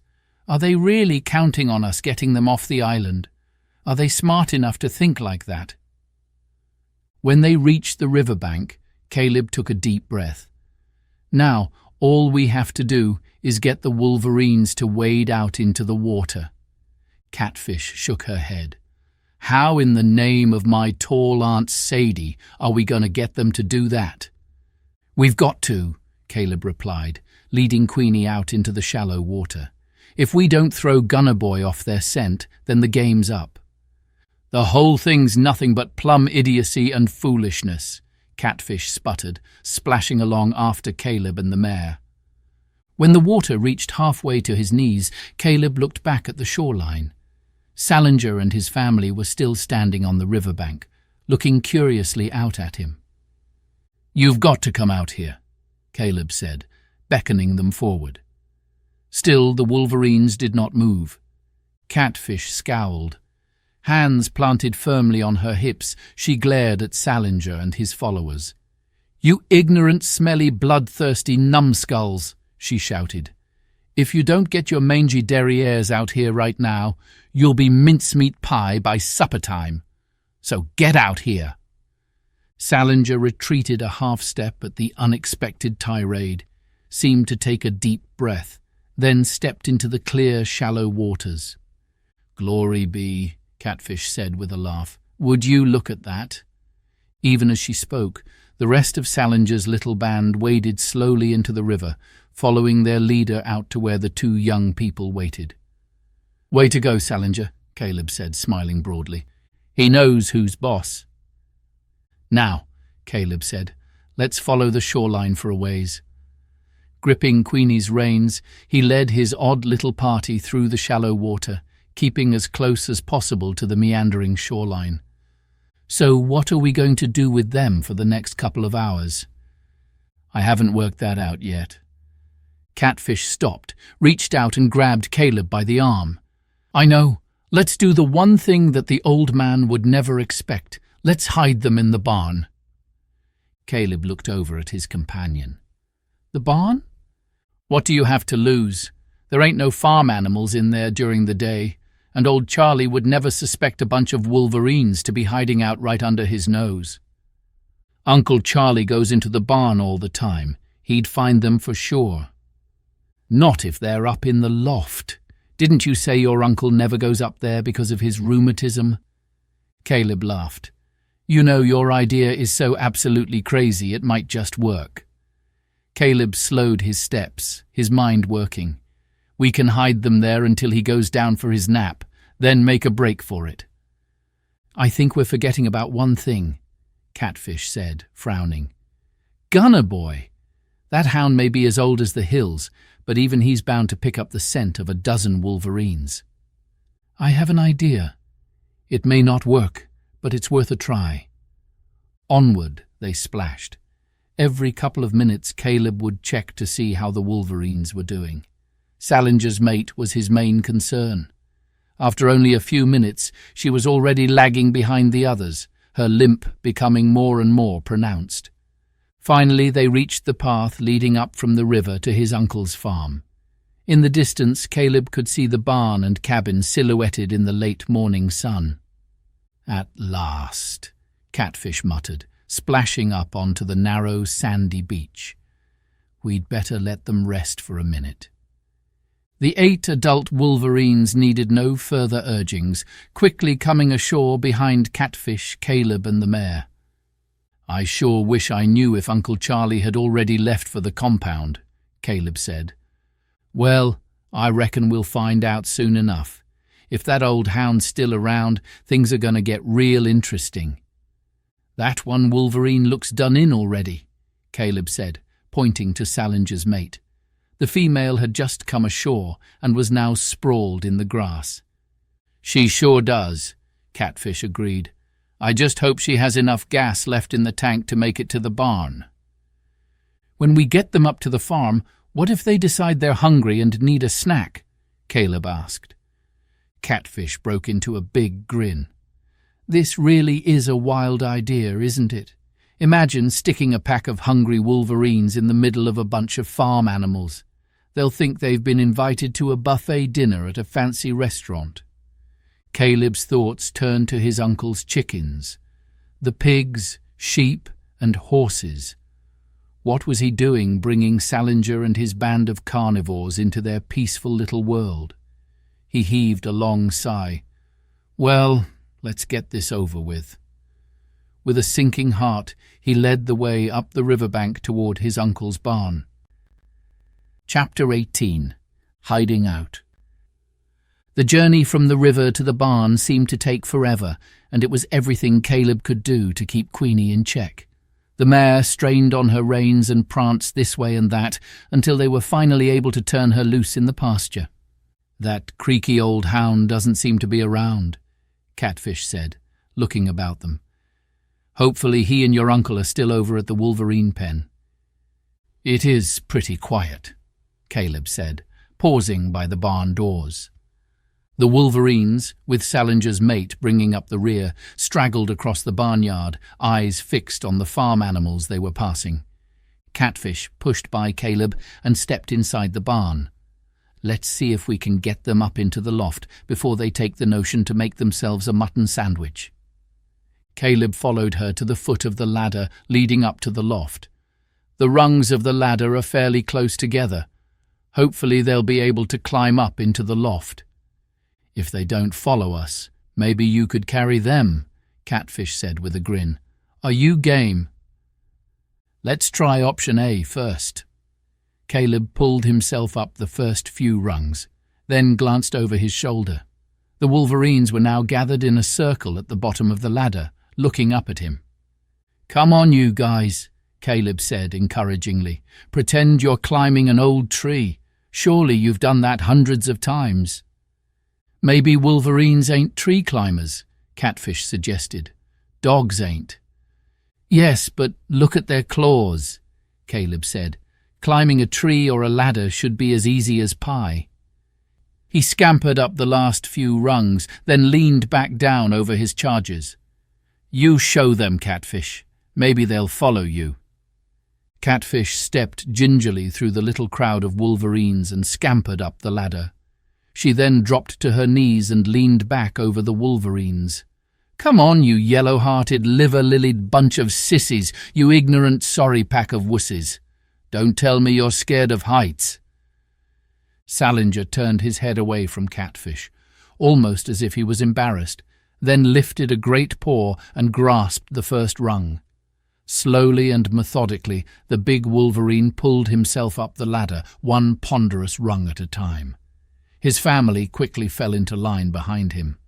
Within a few short minutes, all 8 adult Wolverines and 4 tiny babies were up in the loft, gazing around curiously. By the far window, the partridges were standing shock-eyed still, studying their visitors warily. "Wait here," Caleb ordered, looking at Salinger. "We'll be back in a few minutes. And for goodness sakes, keep quiet." Caleb made his way back down the ladder with Catfish right behind him. They were exiting the barn when Caleb noticed Salinger descending the ladder. "You stay up there, Salinger. You've got to keep everyone from leaving. We won't be long." "You think he can actually understand you?" Catfish asked, watching Salinger's head-first descent. "Well, he sure isn't listening now. At least the others don't seem to be following him. I guess he's going to make sure we don't desert them." Catfish stuck her head out the barn door and looked around. "I think the coast is clear. No crazy old man. No mangy hound. What's next?" "Come with me." Caleb led Catfish over to the front door of Uncle Charlie's cabin, with Salinger following several paces behind. "What are you doing?" Catfish asked. "I've got to get something." Caleb slipped into the cabin and made his way over to the shelf by the stove. There he began searching among the assorted bags and boxes until finally emerging with a large package of black pepper. "Okay, let's go." Catfish stopped him at the door. "Pepper? You came in here for a box of pepper?" "You'll see," Caleb said mysteriously. With that, he sprinted from the cabin and back across the yard, past the barn and onto the trail leading to the river. Caleb found it surprising how little notice the farm animals took of Salinger, who trotted imposingly along behind the 2 humans. None of the sheep or pigs gave him more than a passing glance.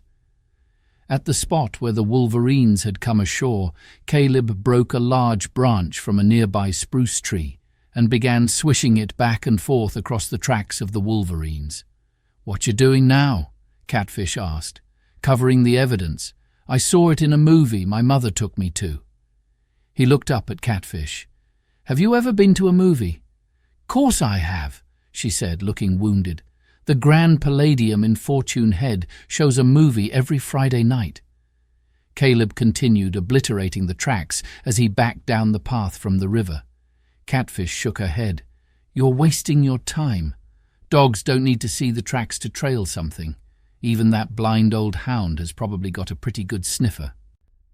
"This is for Uncle Charlie's sake," Caleb explained. "I'll fix the Gunner Boy problem in a minute." When he'd completely erased all of the Wolverine tracks near the shoreline, he tossed the spruce bough into the bushes, then popped open the pepper box. Very carefully, he sprinkled a liberal dose all the way back to where the grass started. "Well now, ain't you the clever one?" Catfish said with a laugh. "You learned that from the movies too?" "It's worth a try. We've got to get Gunner Boy off the trail somehow." He froze as a sudden thought came to him. "The barn. The dog will scent the Wolverines in the barn, won't he?" I don't know. Does the dog ever go into the barn? Caleb thought for a moment. Now and then, so I'd better save some of this pepper. Behind him, Salinger gave a violent sneeze. Chapter 19. Complications. Caleb sprinkled the last of the pepper around the barn door and the bottom of the ladder leading to the loft. You'd better hope that works, Catfish warned. If not, you'll really be up the creek without a paddle. Caleb took a deep breath. Well, I guess we'd better see if we still have any guests upstairs. He scrambled back up the ladder and noticed right away that all the Wolverines were gathered together at the far end of the loft. Well, Catfish said as she took in the scene before them. Looks like you won't have to worry about providing them with any lunch. Scattered about the far end of the room were the feathers and grisly remains of several of Caleb's former roommates, the ruffed grouses. Caleb made his way to the other end of the loft, taking in the unsettling scene before him. How on earth were they even able to sneak up on these birds? At least it was only a few partridges, Catfish said. Your uncle will never miss them. At the mention of his uncle's name, Caleb turned and looked out the loft window. Far in the distance, the blue waters of the river danced and sparkled in the noonday sun. Then he took another look. Halfway between the river and barn, Uncle Charlie and Gunner Boy were walking slowly back toward the farm, eyes on the ground. Here they come, Catfish said. Caleb turned back to the Wolverines just in time to see the last of the partridges disappear down one of their gullets. They sure made short work of them grouse, didn't they? Catfish said, an amused look on her face. I wonder how many of them they managed to catch. Salinger crossed the room to where a couple of partridge feathers lay, his long claws grating eerily on the floor. He sniffed at the remains, then looked up at Caleb and Catfish. Listen, Mutt, Catfish said, scowling darkly. You and these lice-infested nose-pickers got to stay up here for the next while. If you behave yourselves, we'll get you off this island, but only when that old man and the hound are off in Sleepytown. Understand? No more complications, Caleb pleaded. Catfish looked over at Caleb. We'd better get down from here before your uncle and the dog get back. Thanks for your help, Catfish, Caleb said, leading the way to the ladder. Who knows how this may end up, but I sure appreciate your help anyway. Catfish gave him one of her mysterious half-smiles as she followed him down the ladder. When they reached the main floor, Caleb looked back up the ladder and smiled. Well, we must have tuckered old Salinger out, he said. He isn't following us this time. Caleb stepped through the big double doors just in time to see Uncle Charlie stomp across the yard toward them, the old hound at his heels. Did you find anything unusual over at the fence, boy? Caleb shrugged. Nothing too out of the ordinary, he said vaguely. Well, you missed quite a bit. All 8 Wolverines have gone and busted out. There ain't none left. I don't know how you could have missed the hole in the fence. It was so big Queenie could have crawled under, with you on her back. We trailed them to the river and then followed the shoreline trying to pick up their tracks, but it weren't no use. Maybe they took it in their heads to swim over to the mainland. He poked a thumb in Gunner Boy's direction. And would you look at that sorry hound? The dog was standing over by the chicken coop, sneezing loudly. What's wrong with Gunner Boy? Caleb asked innocently. Uncle Charlie grunted. Appears he's come down with allergies or a bad cold. He's been sneezing his head off for the last few minutes. The old man paused for a moment, obviously deep in thought. I've got a job for you, nephew. Sure. What is it? Take Queenie down over yonder to the shoreline and go right around this here island. If Gunner Boy feels up to it, take him along. Who knows, them Wolverines may still be around. If so, the dog might be able to pick up their trail and flush them out. Old Queenie will probably have a fit if you get anywhere near them anyway. Will do, Uncle Charlie. If you see anything at all suspicious, get right back here and let me know. If them murderous weasels are running loose, they're liable to start killing everything in sight just to get even with me." Caleb glanced at Catfish, thinking about the remains of the partridges they'd just left up in the loft. Hopefully that would be all Salinger and the others snacked on while they were gone. Uncle Charlie gave an impatient wave. "I'm going back to the ranch house to get General Patton, then I'm heading over to the Wolverine pen and grab a sackful of their grub. Maybe I can use that for bait. I'll meet you here when you're done."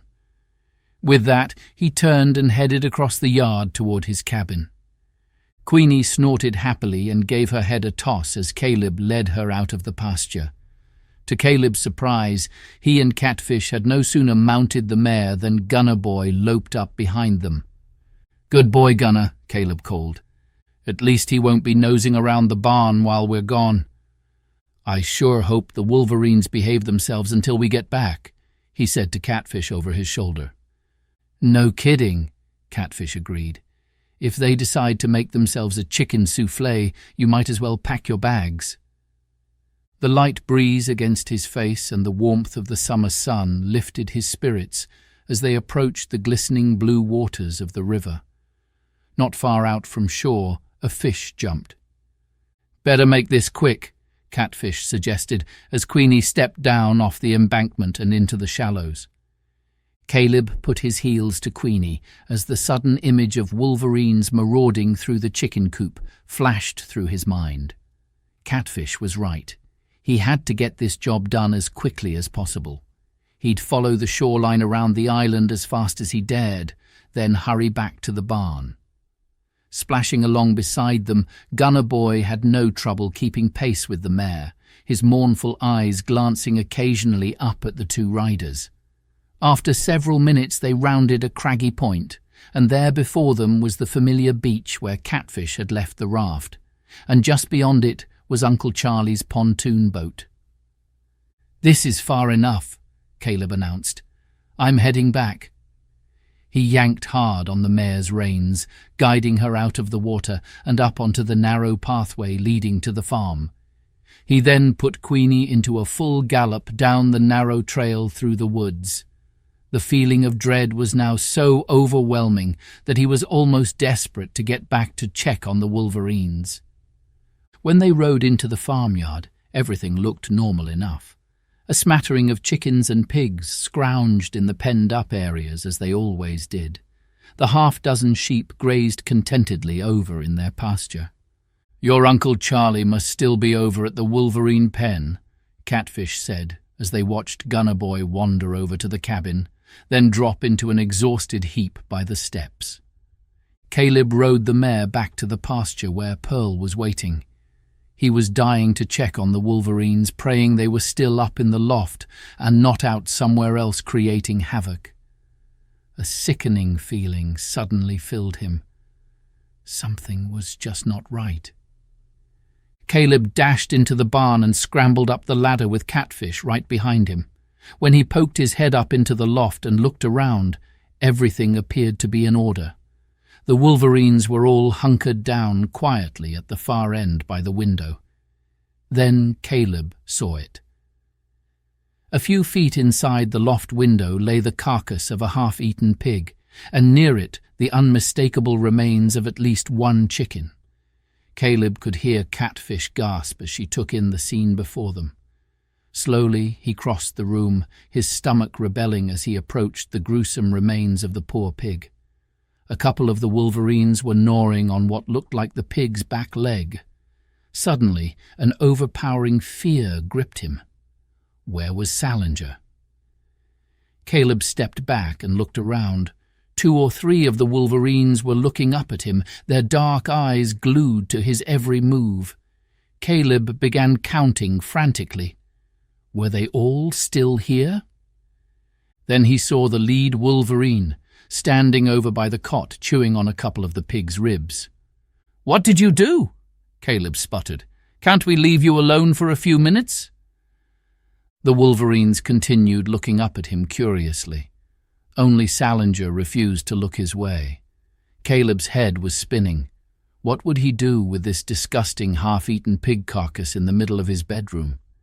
Suddenly, from down in the main part of the barn, he heard his uncle's voice. "Boy, are you up there? Nephew?" Caleb froze. "You'd better get down here. Something's gotten into the pigs and I'm missing my best yearling. Get down here, boy. It appears like them Wolverines didn't hightail it for the mainland after all. Now we've got to get them before they clean us out." Chapter 20. Pig Killers. "Them Wolverines must have snuck into this here pigsty while you was out checking the shoreline," Uncle Charlie said. "Appears they grabbed the young'un and drug her off." Uncle Charlie, with Caleb and Catfish in tow, followed the muddy Wolverine tracks out of the sty and up into a grassy area near the log cabin. "Looks like they drugged the pig over here," Uncle Charlie observed. "They probably then hightailed it into the woods." He stopped and bent down for a closer look. "My eyesight ain't what it used to be," he said, straightening up. "Where's that dog, anyway?" "He's having a nap," Catfish said. "Well, that's that," Uncle Charlie said, heading toward the cabin. "No more Mr. Nice Guy. I don't care about them pelts no more. If they want to start killing my livestock, it's going to be a fight to the death. I'm going to blast every last one of them to kingdom come. Let me tell you." The old man stormed up onto the porch and through the front door, with Caleb and Catfish scrambling to keep up. Once inside, Uncle Charlie headed straight for the shelf by the stove and lifted down his long, double-barreled 12-gauge shotgun and a box of shells. He cracked open the chambers, dropped in 2 shells and snapped the barrels shut. "Let's do some tracking. Let's run them varmints down once and for all. Forget about how much their pelts are worth." Back out the front door he barged, whistling for the hound. Almost immediately, Gunner Boy came trotting around the corner of the cabin, tongue lolling from his mouth. "It's time you earned your keep, dog," Uncle Charlie said, snapping a short leash onto the hound's collar. He then headed over to the pigsty where the sharp claw tracks of the Wolverines were still evident in the muddy soil. "Okay, dog, take a sniff." "I sure wish I'd sprinkled some pepper here," Caleb whispered to Catfish. Gunner Boy put his nose to the ground and began sniffing around the muddy home of the 2 remaining pigs, slowly moving up to the grassy area between the barn and the cabin. Uncle Charlie yanked back on the leash. "Now come on, dog. Them critters ain't in the barn. I was just there." Gunner Boy gave the old man only a fleeting glance, then dropped his nose back to the ground, almost dragging his master the remainder of the way to the big double doors. "You cotton-picking stupid hound," the old man hollered, as the 2 of them barged into the barn. "You ain't supposed to be tracking Queenie or these here kids. You're supposed to be after them Wolverines." He looked around in exasperation. "You was always a pretty fair tracking dog. I don't know what's gotten into you. Did somebody leave a pork chop in here?" Gunner Boy thrust his nose back down to the plank floor of the barn, ignoring the complaints of the old man. Caleb's mind was racing as he watched his uncle being pulled over to the foot of the ladder leading up to the loft. He had to think of something, or the jig would be up. He couldn't even begin to imagine what would happen when Uncle Charlie and Gunner Boy came face to face with Salinger and the other Wolverines, especially right here in the barn. Suddenly, Gunner Boy straightened up, a startled look appearing on his sad, wrinkled face. With his head pointed up toward the ceiling, he exploded into a series of the loudest sneezes Caleb had ever heard. "Achoo! Achoo!" Then another, and another, at least a dozen in rapid succession. "There you go again," Uncle Charlie said, pulling the hound back toward the door. "Maybe he's catching a cold," Caleb suggested, grateful he'd sprinkled so much pepper at the foot of the ladder. "Can dogs catch colds?" Uncle Charlie asked. "Probably when they're as old and creaky as this one," Catfish said. Uncle Charlie undid the leash and watched curiously as Gunner Boy staggered off around a corner of the barn, blinking his eyes and sneezing periodically. Uncle Charlie's shoulders slumped defeatedly. He cracked open the shotgun, removed the 2 shells and dropped them into his shirt pocket. So much for that. The only place them Wolverines could have gone is back into the woods. He indicated the forest just north of the ranch house. We ought to go have a quick look-see. Good idea. Caleb breathed a sigh of relief as he and Catfish followed the old man towards the woods. There's nothing more dangerous than a cornered animal, and them Wolverines is cornered, the old man said as he scoured the ground for signs. They got nowheres to go on this here island, so it's just a matter of time before we track 'em down.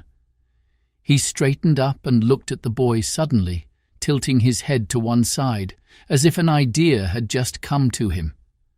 Something just occurred to me. Now that them Wolverines have taken to killing my livestock, it wouldn't do for someone to get between them and their next meal, especially my own nephew. He paused. Until we've rounded up every last one of them critters, you'd better stay with me in the ranch house. You can curl up on the couch by the stove at night. He turned back to the trail. Well, I'm running out of gas, but before we stop for a break, let's turn these woods inside out and see if we find any signs of them slippery pig killers. Caleb groaned. He wanted to be back at the barn keeping an eye on Salinger before Uncle Charlie's entire livestock was cleaned out. He had to get the Wolverines off this island this afternoon. It had to be this afternoon. Chapter 21. Gone. For more than an hour, Caleb and Catfish followed Uncle Charlie and Gunner Boy through the woods, checking every nook and cranny where the Wolverines could possibly have hidden, with no luck. "That's it," Uncle Charlie finally said, the exasperation showing in his voice. "We'd better get ourselves back to the ranch and make sure no more livestock have disappeared. In fact, I'm going to put the sheep and pigs in the barn for the time being." "Great idea," Catfish muttered when they were out of earshot. "Now, Salinger and the others will just have to go downstairs for their little snacks." When they arrived back at the farm, Caleb and Catfish helped Uncle Charlie round up Queenie and Pearl, as well as the pigs and sheep, and herded them all into the barn. The racket was almost deafening. Pigs, sheep, horses, all crowded together, oinking, bleating, neighing, stamping around in one confused hubbub. To make extra sure that the animals were secure, Uncle Charlie snapped a huge padlock on the barn door and dropped the key into his trouser pocket. "Why are you locking the door?" Catfish asked. "Do you figure them Wolverines can turn the latch and let themselves in?" "I wouldn't put it past them," Uncle Charlie said with a scowl. "Come on, let's grab a bite to eat." He led them back to the cabin where he immediately plopped down on the sofa by the wood stove. "After I rest up a bit, we'll scour this here island one more time from stem to stern," Uncle Charlie advised, putting his feet up on a block of wood. "We'll put the run on them nasty vermin, you see if we don't. This island may be fairly big, but there's only so many places to hide, and there ain't no way for them to get over to the mainland, not in one piece at least." He got to his feet, and even though the cabin was already quite warm, dropped another log into the stove, his eyes squinting thoughtfully. "I wonder if a fire would work." Caleb's head jerked up. "You kids ever hear tell of a controlled burn?" Uncle Charlie asked. Caleb shook his head. "A little south of here, my people, the Ojibway, took to farming, and they often used controlled burns in the spring. When the wind was blowing in from the right direction, they'd set fire to the grass and bush. It was an easy way to clear their fields, and the great thing about it, the wind would blow the fire right along until it burned itself out. If them Wolverines are out there hiding in the fields and not the woods, a controlled burn would be the perfect way to scare them out into the open and right into my gun sights." Caleb looked at him aghast. "But you could burn down the cabin and the barn." "Course not. The wind would push the fire right up against the river. We'll just burn the scrubby stuff over yonder where the Wolverines may be hiding." The old man wrinkled his brow and stared off into space as if mesmerized by his latest idea. "And even if it don't burn them out into the open, at least it would get rid of all the grass and small brush. Give us a clear field of vision." "Sounds loony to me," Catfish said. "Good thing you're on this island, or you'd probably have burned down Roaring Creek by now." "Balderdash," Uncle Charlie said. "Controlled burns is a real art. They're not meant to be used by the ignorant." "You could burn up the horses and all the animals," Caleb persisted. "If it got away from you, you could burn down the whole island." "Oh, go peddle your papers, boy," Uncle Charlie said, settling himself comfortably on the sofa. "We can't keep the livestock locked up in the barn forever, and pretty soon them Wolverines will be hungry again." He looked over at his nephew. "We've got to do something soon, don't you see? They're getting bolder and bolder." He closed his eyes and let out a long sigh. "Well, I'm not as young as I once was, so I'm going to grab a bit of shut-eye. You two quit your gabbing and wake me up in an hour or so. Get yourselves something to eat and then head outside, but keep your eyes and ears open this time." Caleb and Catfish waited until the old man was snoring, then slipped from the cabin, shutting Gunner Boy inside. They stood together on the porch for a long minute, looking across the yard at the locked barn doors. "How are we going to get them Wolverines out now?" Catfish asked. "Your crazy old uncle has the keys in his pants pocket." "Do you think we can get the keys without waking him?" Caleb asked. "He seems to sleep pretty soundly." Catfish thought for a moment. "Even if we had the keys," she said, "how are we going to get them Wolverines out of the loft with the barn full of animals? Those pigs and sheep will make enough racket to raise the dead." Catfish stepped down from the porch and looked over at the barn. "I sure ain't sticking around when that crazy old man starts setting fires." "I've got it," Caleb said, his eyes suddenly lighting up. "I know how we can get the Wolverines down from the loft." Without another word, he took off across the field in the direction of the chicken coop with Catfish at his heels. When he reached the coop, he ran around to the back, and there, lying on the ground, was a long, ancient wooden ladder. "I noticed it here yesterday," Caleb said. "We can carry it over to the barn and prop it up against the window at the back of the loft. The Wolverines will be able to climb down without ever having to go downstairs through the barn doors." "Not a bad idea, city boy." They each grabbed an end and carried the ladder across the yard to the back of the barn, where they propped it against the wall. "How on earth are we going to get the Wolverines to follow us down on this rickety thing?" Catfish asked. "We've got to," Caleb said. "That's all there is to it." Holding his breath, he climbed up to the large window and poked his head inside, dreading the possibility of what he might see. Every eye in the room was turned his way as he stepped into the loft, the floorboards creaking beneath him. Caleb noted that very little remained of the poor pig that had been killed earlier in the day. Catfish joined him by the window, surveying the pack of Wolverines. "What a sorry bunch," she said, scowling. "Why anyone would go to all this trouble for such a woeful pack of psycho hole-diggers is beyond me. At least they haven't eaten any more of the livestock." "You hope not anyway. Goodness knows what we might find downstairs." Salinger ambled slowly out in front of the others, his long claws scratching the wooden planks. "We've got to get going," Caleb said, pointing toward the loft window. Salinger glanced over at the ladder, blinking his beady little eyes. "And we've got to be very quiet," Caleb reminded them. "We're taking you over to the mainland on Catfish's raft." "That's right," Catfish added. "But if the old man or that mangy hound catches wind of you, we're all in a heap of doo-doo, especially you guys."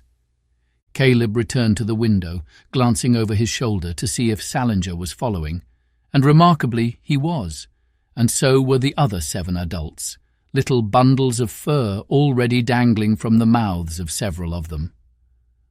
One by one the Wolverines followed Caleb and Catfish out the window and then cautiously made their head-first descent down to the ground. Finally, when all 8 adults, plus 4 kits, were gathered at the bottom. From the barn, one of the horses stomped noisily around in its stall, but all the other animals were surprisingly quiet. Absolutely no noise crossing the yard, Caleb warned. The Wolverines looked up at him curiously. You think their dumb monkey brains can understand what you're saying? Catfish asked disgustedly. Let's go. As Caleb led the way around the barn and across the yard, all was quiet. He quickly glanced over at his uncle's cabin, almost expecting to see the old man standing in the doorway, shotgun in hand. Caleb's mind began working again. How long would it take them to cross over to the mainland anyway? Then after that, he would have to get back here before his uncle missed him. That would be tricky. What if Uncle Charlie woke up and found him gone?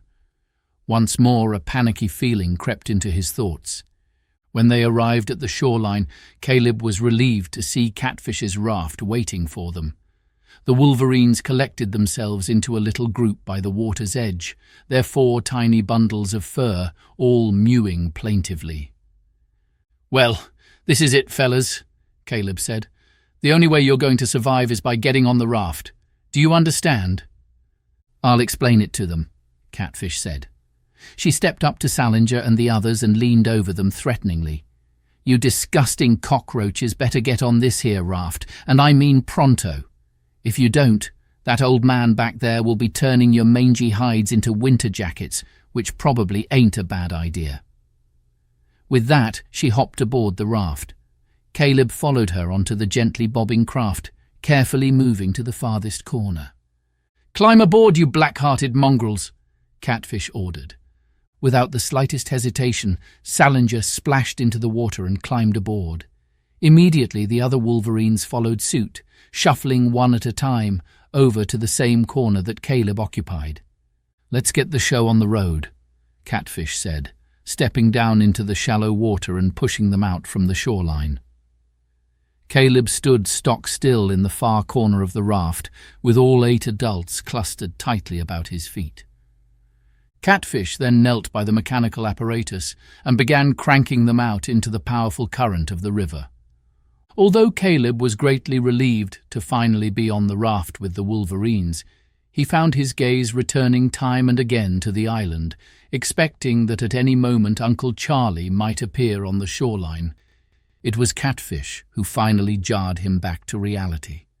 Oh no! Caleb spun around. Catfish had stopped cranking and was looking toward the mainland, now only about 50 meters away. What are those 2 rejects doing there? She asked. Caleb's mouth dropped open in surprise. Standing on the shoreline, larger than life, were Pete and Ike. Hey, you 2, Pete hollered. What you got there on the raft with you? 8 Wolverines, Catfish yelled back, now pulling on the crank with renewed energy. And when we get ashore, we're going to sick them on you. See how you like that. Wolverines! Pete and Ike looked at each other. Maybe you shouldn't have said that, Catfish, Caleb said. Pete cupped his hands to his mouth. I hope you gave them swimming lessons, Catfish, he yelled, then began digging around inside his pack-sack. A second later, he pulled something out and waved it over his head. It was a hatchet. What's he going to do with that? Caleb asked. Caleb had no sooner got the words out of his mouth than Pete turned and swung the hatchet at the tree to which the raft's cable was attached. That idiot's going to cut down the tree, Catfish said with a sharp gasp. If he does, the cable will come loose. Stop that, you stupid half-wit, she yelled. If you cut down that tree, we'll go over the falls. Pete paused and looked over at them. No Wolverine is coming anywhere near me, he hollered, then returned to his chopping. We'll be swept over the falls for sure, Catfish said in disbelief, then began turning the crank with a frantic urgency. But now the raft hardly seemed to move at all. We've got to get ashore before he cuts it down, Caleb said, the panic rising in his voice. We'll drown. Pete's sharp little hatchet, meanwhile, was making short work of the poplar tree. They were still more than a stone's throw from the shoreline when Pete leaped back from the tree and it snapped cleanly in 2. In less than a heartbeat, the cable catapulted out from the tree, landing halfway between the raft and shore. Then, an instant later, The cable running through the cranking mechanism jumped from its mooring and danced across the surface of the raft. Catfish leaped to her feet and dove for the cable, but it had already slipped from the raft and disappeared beneath the surface of the river. Immediately they could feel the pull of the river's fierce current. "This is it," Catfish said, the fear sounding in her voice. "We're heading straight for the falls." Chapter 22. Swept Away. The raft was caught up so suddenly in the swirling current that Caleb was almost yanked off his feet. It was only by grabbing hold of the cranking mechanism that he was kept from being pitched into the turbulent waters. He looked over to the group of Wolverines huddled together at the end of the raft. Salinger seemed mesmerized by the swift waters rushing by them, while the eyes of the other Wolverines were fixed on Caleb. In the distance, Caleb heard for the first time the thunder of Catchewana Falls. Catfish stood next to him, scanning the banks of the river. The houses of Roaring Creek seemed so close, but they might as well have been on the moon. "Should we swim for it?" Caleb asked. "No, we better stick with the raft." Pete and Ike were now racing along the shoreline, managing somehow to keep pace with them. Catfish cupped her hands to her mouth. "Get Auntie Mona!" she shouted. At that very moment, Auntie Mona stepped through the front door of her house and stood transfixed at the sight before her. Quickly, she disappeared back inside, and an instant later returned, clutching something in her hand. She then took off running after Pete and Ike. Caleb felt the raft lurch suddenly as it was swept around a rocky point and into a seething cauldron of white caps and jagged rocks. The edge of Catchewana Falls loomed only a few short meters away. "This is it!" Catfish dropped flat on her stomach and grabbed onto the raft's edge. "Take hold of something," she shouted. "We're going over." Caleb wrapped his arms around the cranking device and held on for dear life. He looked over one more time at the Wolverines, who were now standing perfectly still, seemingly paralyzed by the sight of the approaching falls and the deafening roar that filled the air. They were only a few seconds from being launched over the precipice when the raft suddenly bumped into something, knocking Caleb onto the seat of his pants. He turned to see what had happened. The raft had collided with the first of several large rocks, which formed a partial barrier at the very lip of the falls. Caleb held his breath as the raft spun dizzyingly sideways, bumping into two more rocks before coming to such an abrupt stop that Catfish was almost tossed over the side. Somehow, the raft had wedged itself snugly between two large boulders, less than 10 meters from shore and at the very edge of the falls. Catfish got to her feet and took in their situation. "How can we get ashore?" Caleb asked, the spray from the tumultuous waters drenching him. Catfish scanned the shoreline. "Auntie Mona should be here shortly." Sure enough, a moment later, Auntie Mona, with Pete and Ike leading the way, burst through the trees. Caleb could now see what Auntie Mona had in her hand, a coil of rope. "Thank goodness you're safe," Auntie Mona called out to them. "Just stay there. We'll throw the rope out to you." Gripping the one end tightly in her hand, she heaved the other end out toward them, but it fell about halfway to the raft. "Let me try," Pete said as Auntie Mona reeled it in. Auntie Mona handed the rope to Pete and watched as he waded out into the river a few feet, then swung it over his head like a cowboy. "Make sure you hold on to the end, you moron," Catfish shouted. The rope sailed across the waters, the coiled portion landing with a thump on the raft. Caleb and Catfish both lunged for it before it was swept off by the waves. "Okay," Auntie Mona shouted. "Now tie your end to the steel ring at the front of the raft." Catfish bent over the raft and secured the rope, while Auntie Mona tied her end to a tall birch tree leaning over the waters. "What do we do now?" Caleb asked. "Come across on the rope," Auntie Mona shouted. "It ain't that far. It's your only chance." Caleb looked at the foaming waters, roaring over the edge of the falls in a roll of thunder. "Why don't we tie the rope around our waists and have them pull us ashore?" he asked Catfish. "We're too close to the falls." "What about the Wolverines?" "We'll worry about them when we get ashore," Catfish replied. "Come on, Auntie Mona's right. It ain't that hard." She spat on her hands, bent over and gripped the rope with both hands. She then slowly lowered herself into the fast-moving current and, hand over hand, pulled herself through the water towards shore. Auntie Mona, in the meantime, had waded out as far out from the shore as she dared. When Catfish was with arm's reach, Auntie Mona grabbed her around the waist and hauled her to safety.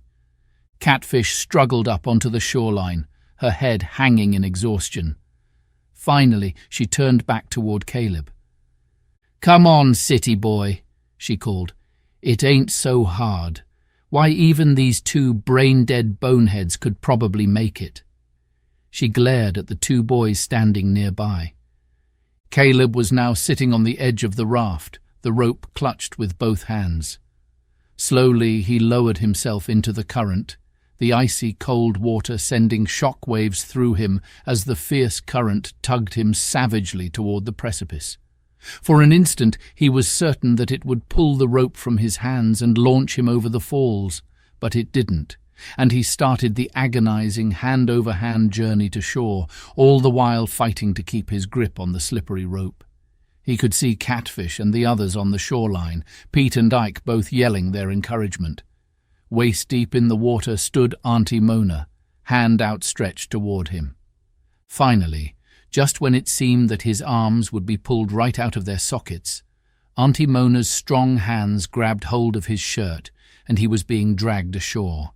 He lay there on the riverbank, his arms screaming with pain, his breath coming in short, ragged gasps. Finally, he felt his strength and breath begin to return, and he struggled to his feet. Catfish slapped him on the back. "I told you it was a piece of cake." She then turned toward Pete and Ike, fists balled at her side.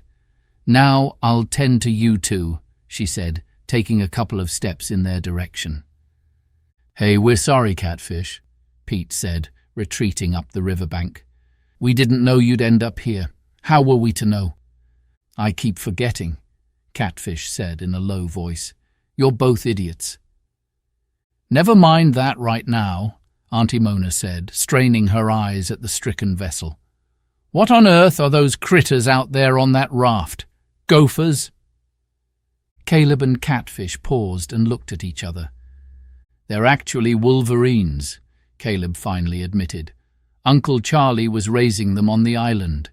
He was planning on harvesting their pelts today, so we helped them to escape." "What will that crazy old man think of next?" Auntie Mona said, shaking her head. "Why would anybody raise Wolverines?" Ike asked. "They're supposed to be really nasty, ain't they?" Caleb looked out at Salinger, who was standing on the edge of the raft, sniffing at the rope. "They kinda are," he said. "Isn't there some way of getting them off?" Catfish asked. The five of them stood for a moment in silence, watching the little group of animals. "It hardly seems fair that we escaped, but are leaving them to drown," Caleb said. "What if we chop down one of these trees?" Pete suggested. "If we dropped it right onto the raft, then the Wolverines could just walk across." "You're always looking for an excuse to use that darn hatchet," Catfish said with a scowl. "It's worth a try," Pete insisted, removing the hatchet from his backpack. "It might actually work," Auntie Mona said. She looked up at several nearby trees lining the bank of the river, then pointed to a tall poplar. "Okay, boys, why don't you see what you can do with that one?" Pete scampered over to the poplar and immediately set to work. "Make sure you drop it on the raft," Catfish reminded him. "It may be our only chance." "What if it hits the Wolverines?" Caleb said. "They could get hurt or killed." "Well, the way things stand now, they're going to get killed for sure anyway," Catfish said. "So we can't make things any worse than they already are." In only a few minutes of hard chopping, the stricken tree emitted a loud crack and began tilting toward the river. Caleb and Catfish quickly raced to the far side of the poplar, and together with Pete and Ike, pushed it toward the river. The tree seemed to hesitate for a second, and then all at once crashed downward, the top landing perfectly in the middle of the raft. Caleb could see the Wolverines scatter to either side of the toppled tree, and when the dust and branches finally settled, all 8 adult Wolverines with their 4 kits seemed to be accounted for with none the worse for wear. There was an awkward pause for a moment. Caleb looked over at Catfish and Auntie Mona. The moment of freedom for the Wolverines had finally arrived, yet as Caleb gazed out across the narrow stretch of water, another disturbing thought came to him. What if Salinger and the others weren't quite as tame as he'd begun to believe? What if they decided to get some revenge for being kept captive on that island for all those years? Instead of being grateful, what if they suddenly turned on their rescuers? Caleb could tell by the expression on Catfish's face that she was thinking the exact same thing. Even Auntie Mona was now looking anxiously out over the water, licking her lips nervously as she watched Salinger sniffing around the branches of the fallen tree. "They didn't attack us when we were all on the raft together," Caleb said hopefully. Nevertheless, he couldn't help but back up a few steps, climbing to the top of the riverbank. He watched as Pete and Ike retreated behind a large sumac bush. Finally, Catfish turned away from Caleb and the others, fixing her gaze out on the Wolverines, who were now milling helplessly around the fallen tree. As the moments ticked slowly by, her eyes narrowed into thin, angry slits. Finally, she pulled back her shoulders and shook her bony fist in their direction. "Come on now," she yelled in frustration. "You smelly river rats! Get on over here. We gave you a first-class bridge. It's a lot better than having to haul yourself ashore on that rope." Salinger turned his gaze on the unexpected voice, his eyes narrowing and his lips curling back in an ugly snarl. This time even Catfish retreated a step or two up the river bank. But in the next instance the Wolverine stepped up onto the poplar and slowly began picking his way through the tangle of broken branches toward shore. One by one the others followed their leader up onto the tree, seemingly oblivious to the churning water beneath them as they wended their way across their peculiar bridge until all were safely ashore. Pete brandished his hatchet. "They'd better keep them away from me, Catfish," he said, fear tinging his voice. "I ain't afraid to use this."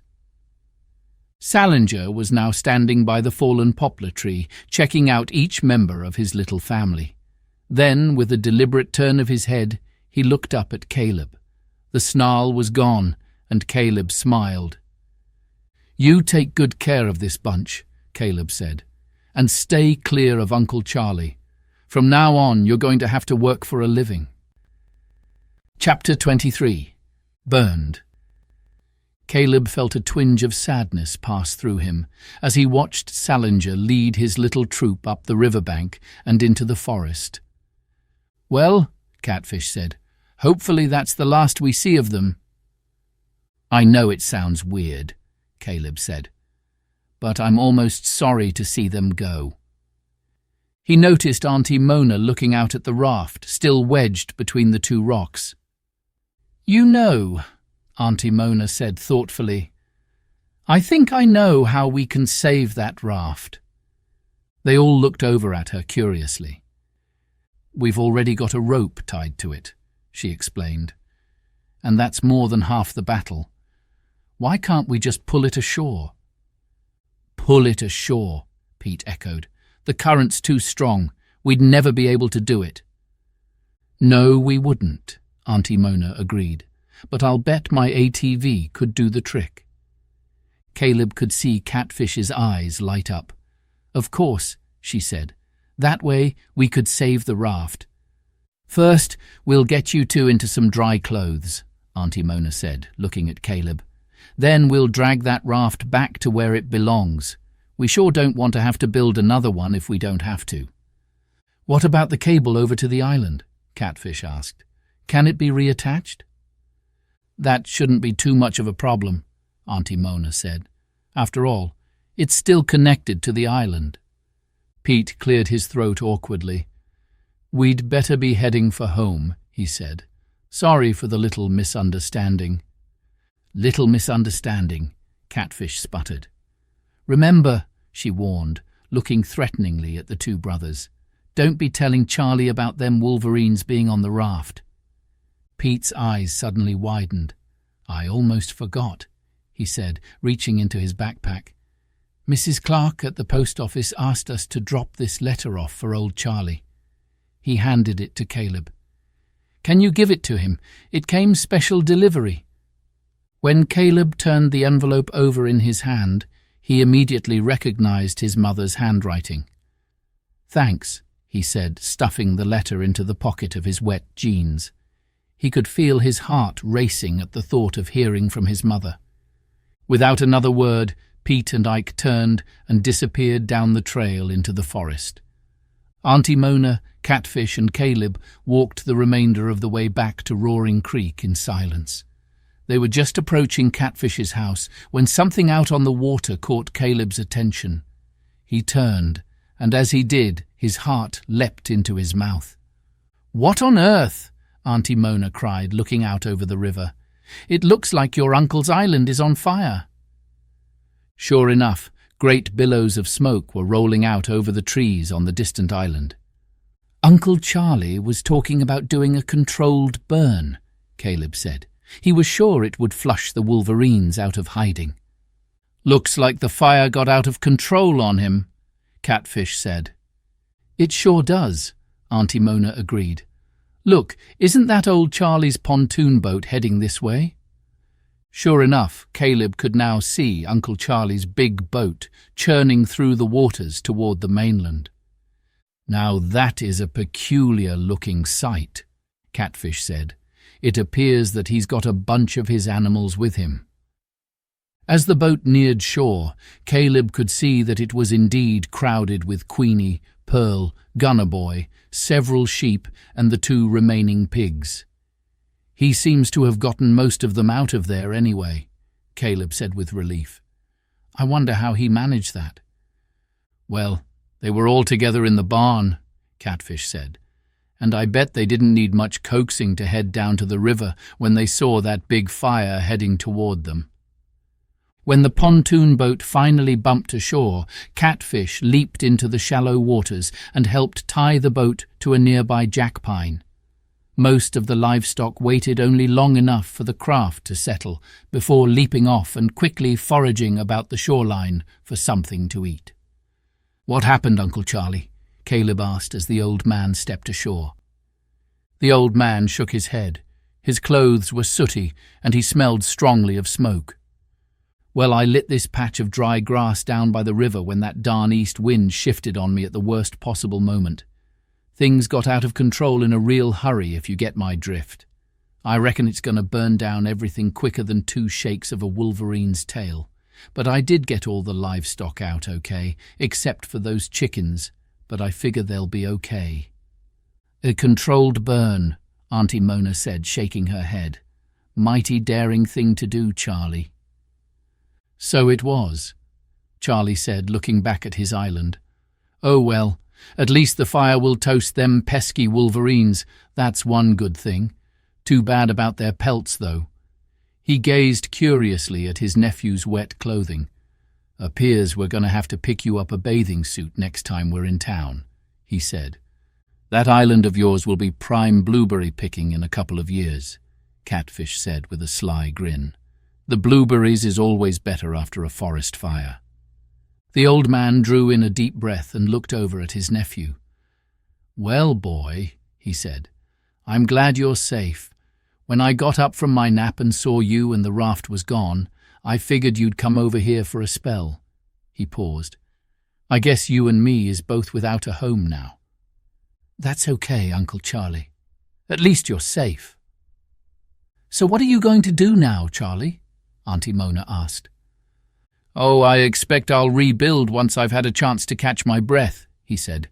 "I've lived here too long to let a little setback like this get the best of me." "Do you have enough money to rebuild your place?" Catfish asked bluntly. It won't be cheap hauling in all those building supplies." "Of course," Uncle Charlie said. "I got a pile of greenbacks in that bank in Fortune Head. Who do you think sold the original claims that started up the old Chesterville mine?" "You did that?" Catfish said. "Course I did," Uncle Charlie said. Auntie Mona nodded. "What's your plan, Charlie?" "Why, in a week or two I should have a full head of steam and a brain full of plans. Like I told you, I've got enough money salted away to hire people to come in and build me a new place. In the meantime, you can stay in one of the empty mine houses here in Roaring Creek," Auntie Mona offered, "and we can help look after the livestock for you. We've got lots of sheds and such." "That would be kindly," the old man said, turning to his nephew. "You okay with that, boy?" Caleb pulled his mother's letter from his pants pocket. "This came for you, Uncle Charlie. It's from my mother." Uncle Charlie took the letter, his thick eyebrows raised curiously. "From your mother already?" he said, ripping open the envelope. Caleb leaned over the old man's shoulder as Uncle Charlie began to read. "Dear Uncle Charlie and Caleb, thank you, Uncle Charlie, for looking after Caleb for me. Our plans have gone a lot quicker and better than we expected. Caleb's father had successful brain surgery just before noon earlier today. The doctors are very optimistic that he will make a complete recovery. If everything turns out as we hope, we will be coming up north in a few weeks to get Caleb and bring him home. Of course, we'll plan on staying for a few days to get to know our last remaining family member. If that's all right with you, Uncle Charlie, I'll write in the next few days with more details. Love, Letitia Rupert."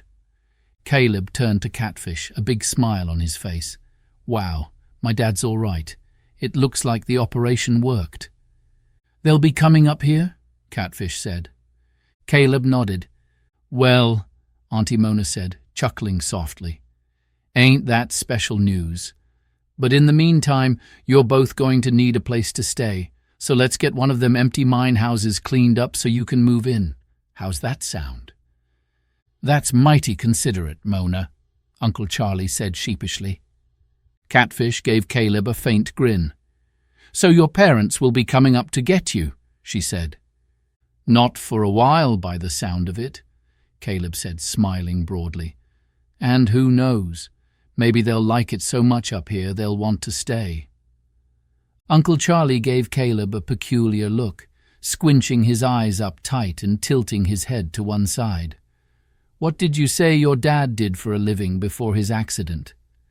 "He was a contractor. He built houses and such." "Ain't that right handy?" Uncle Charlie said, his face brightening.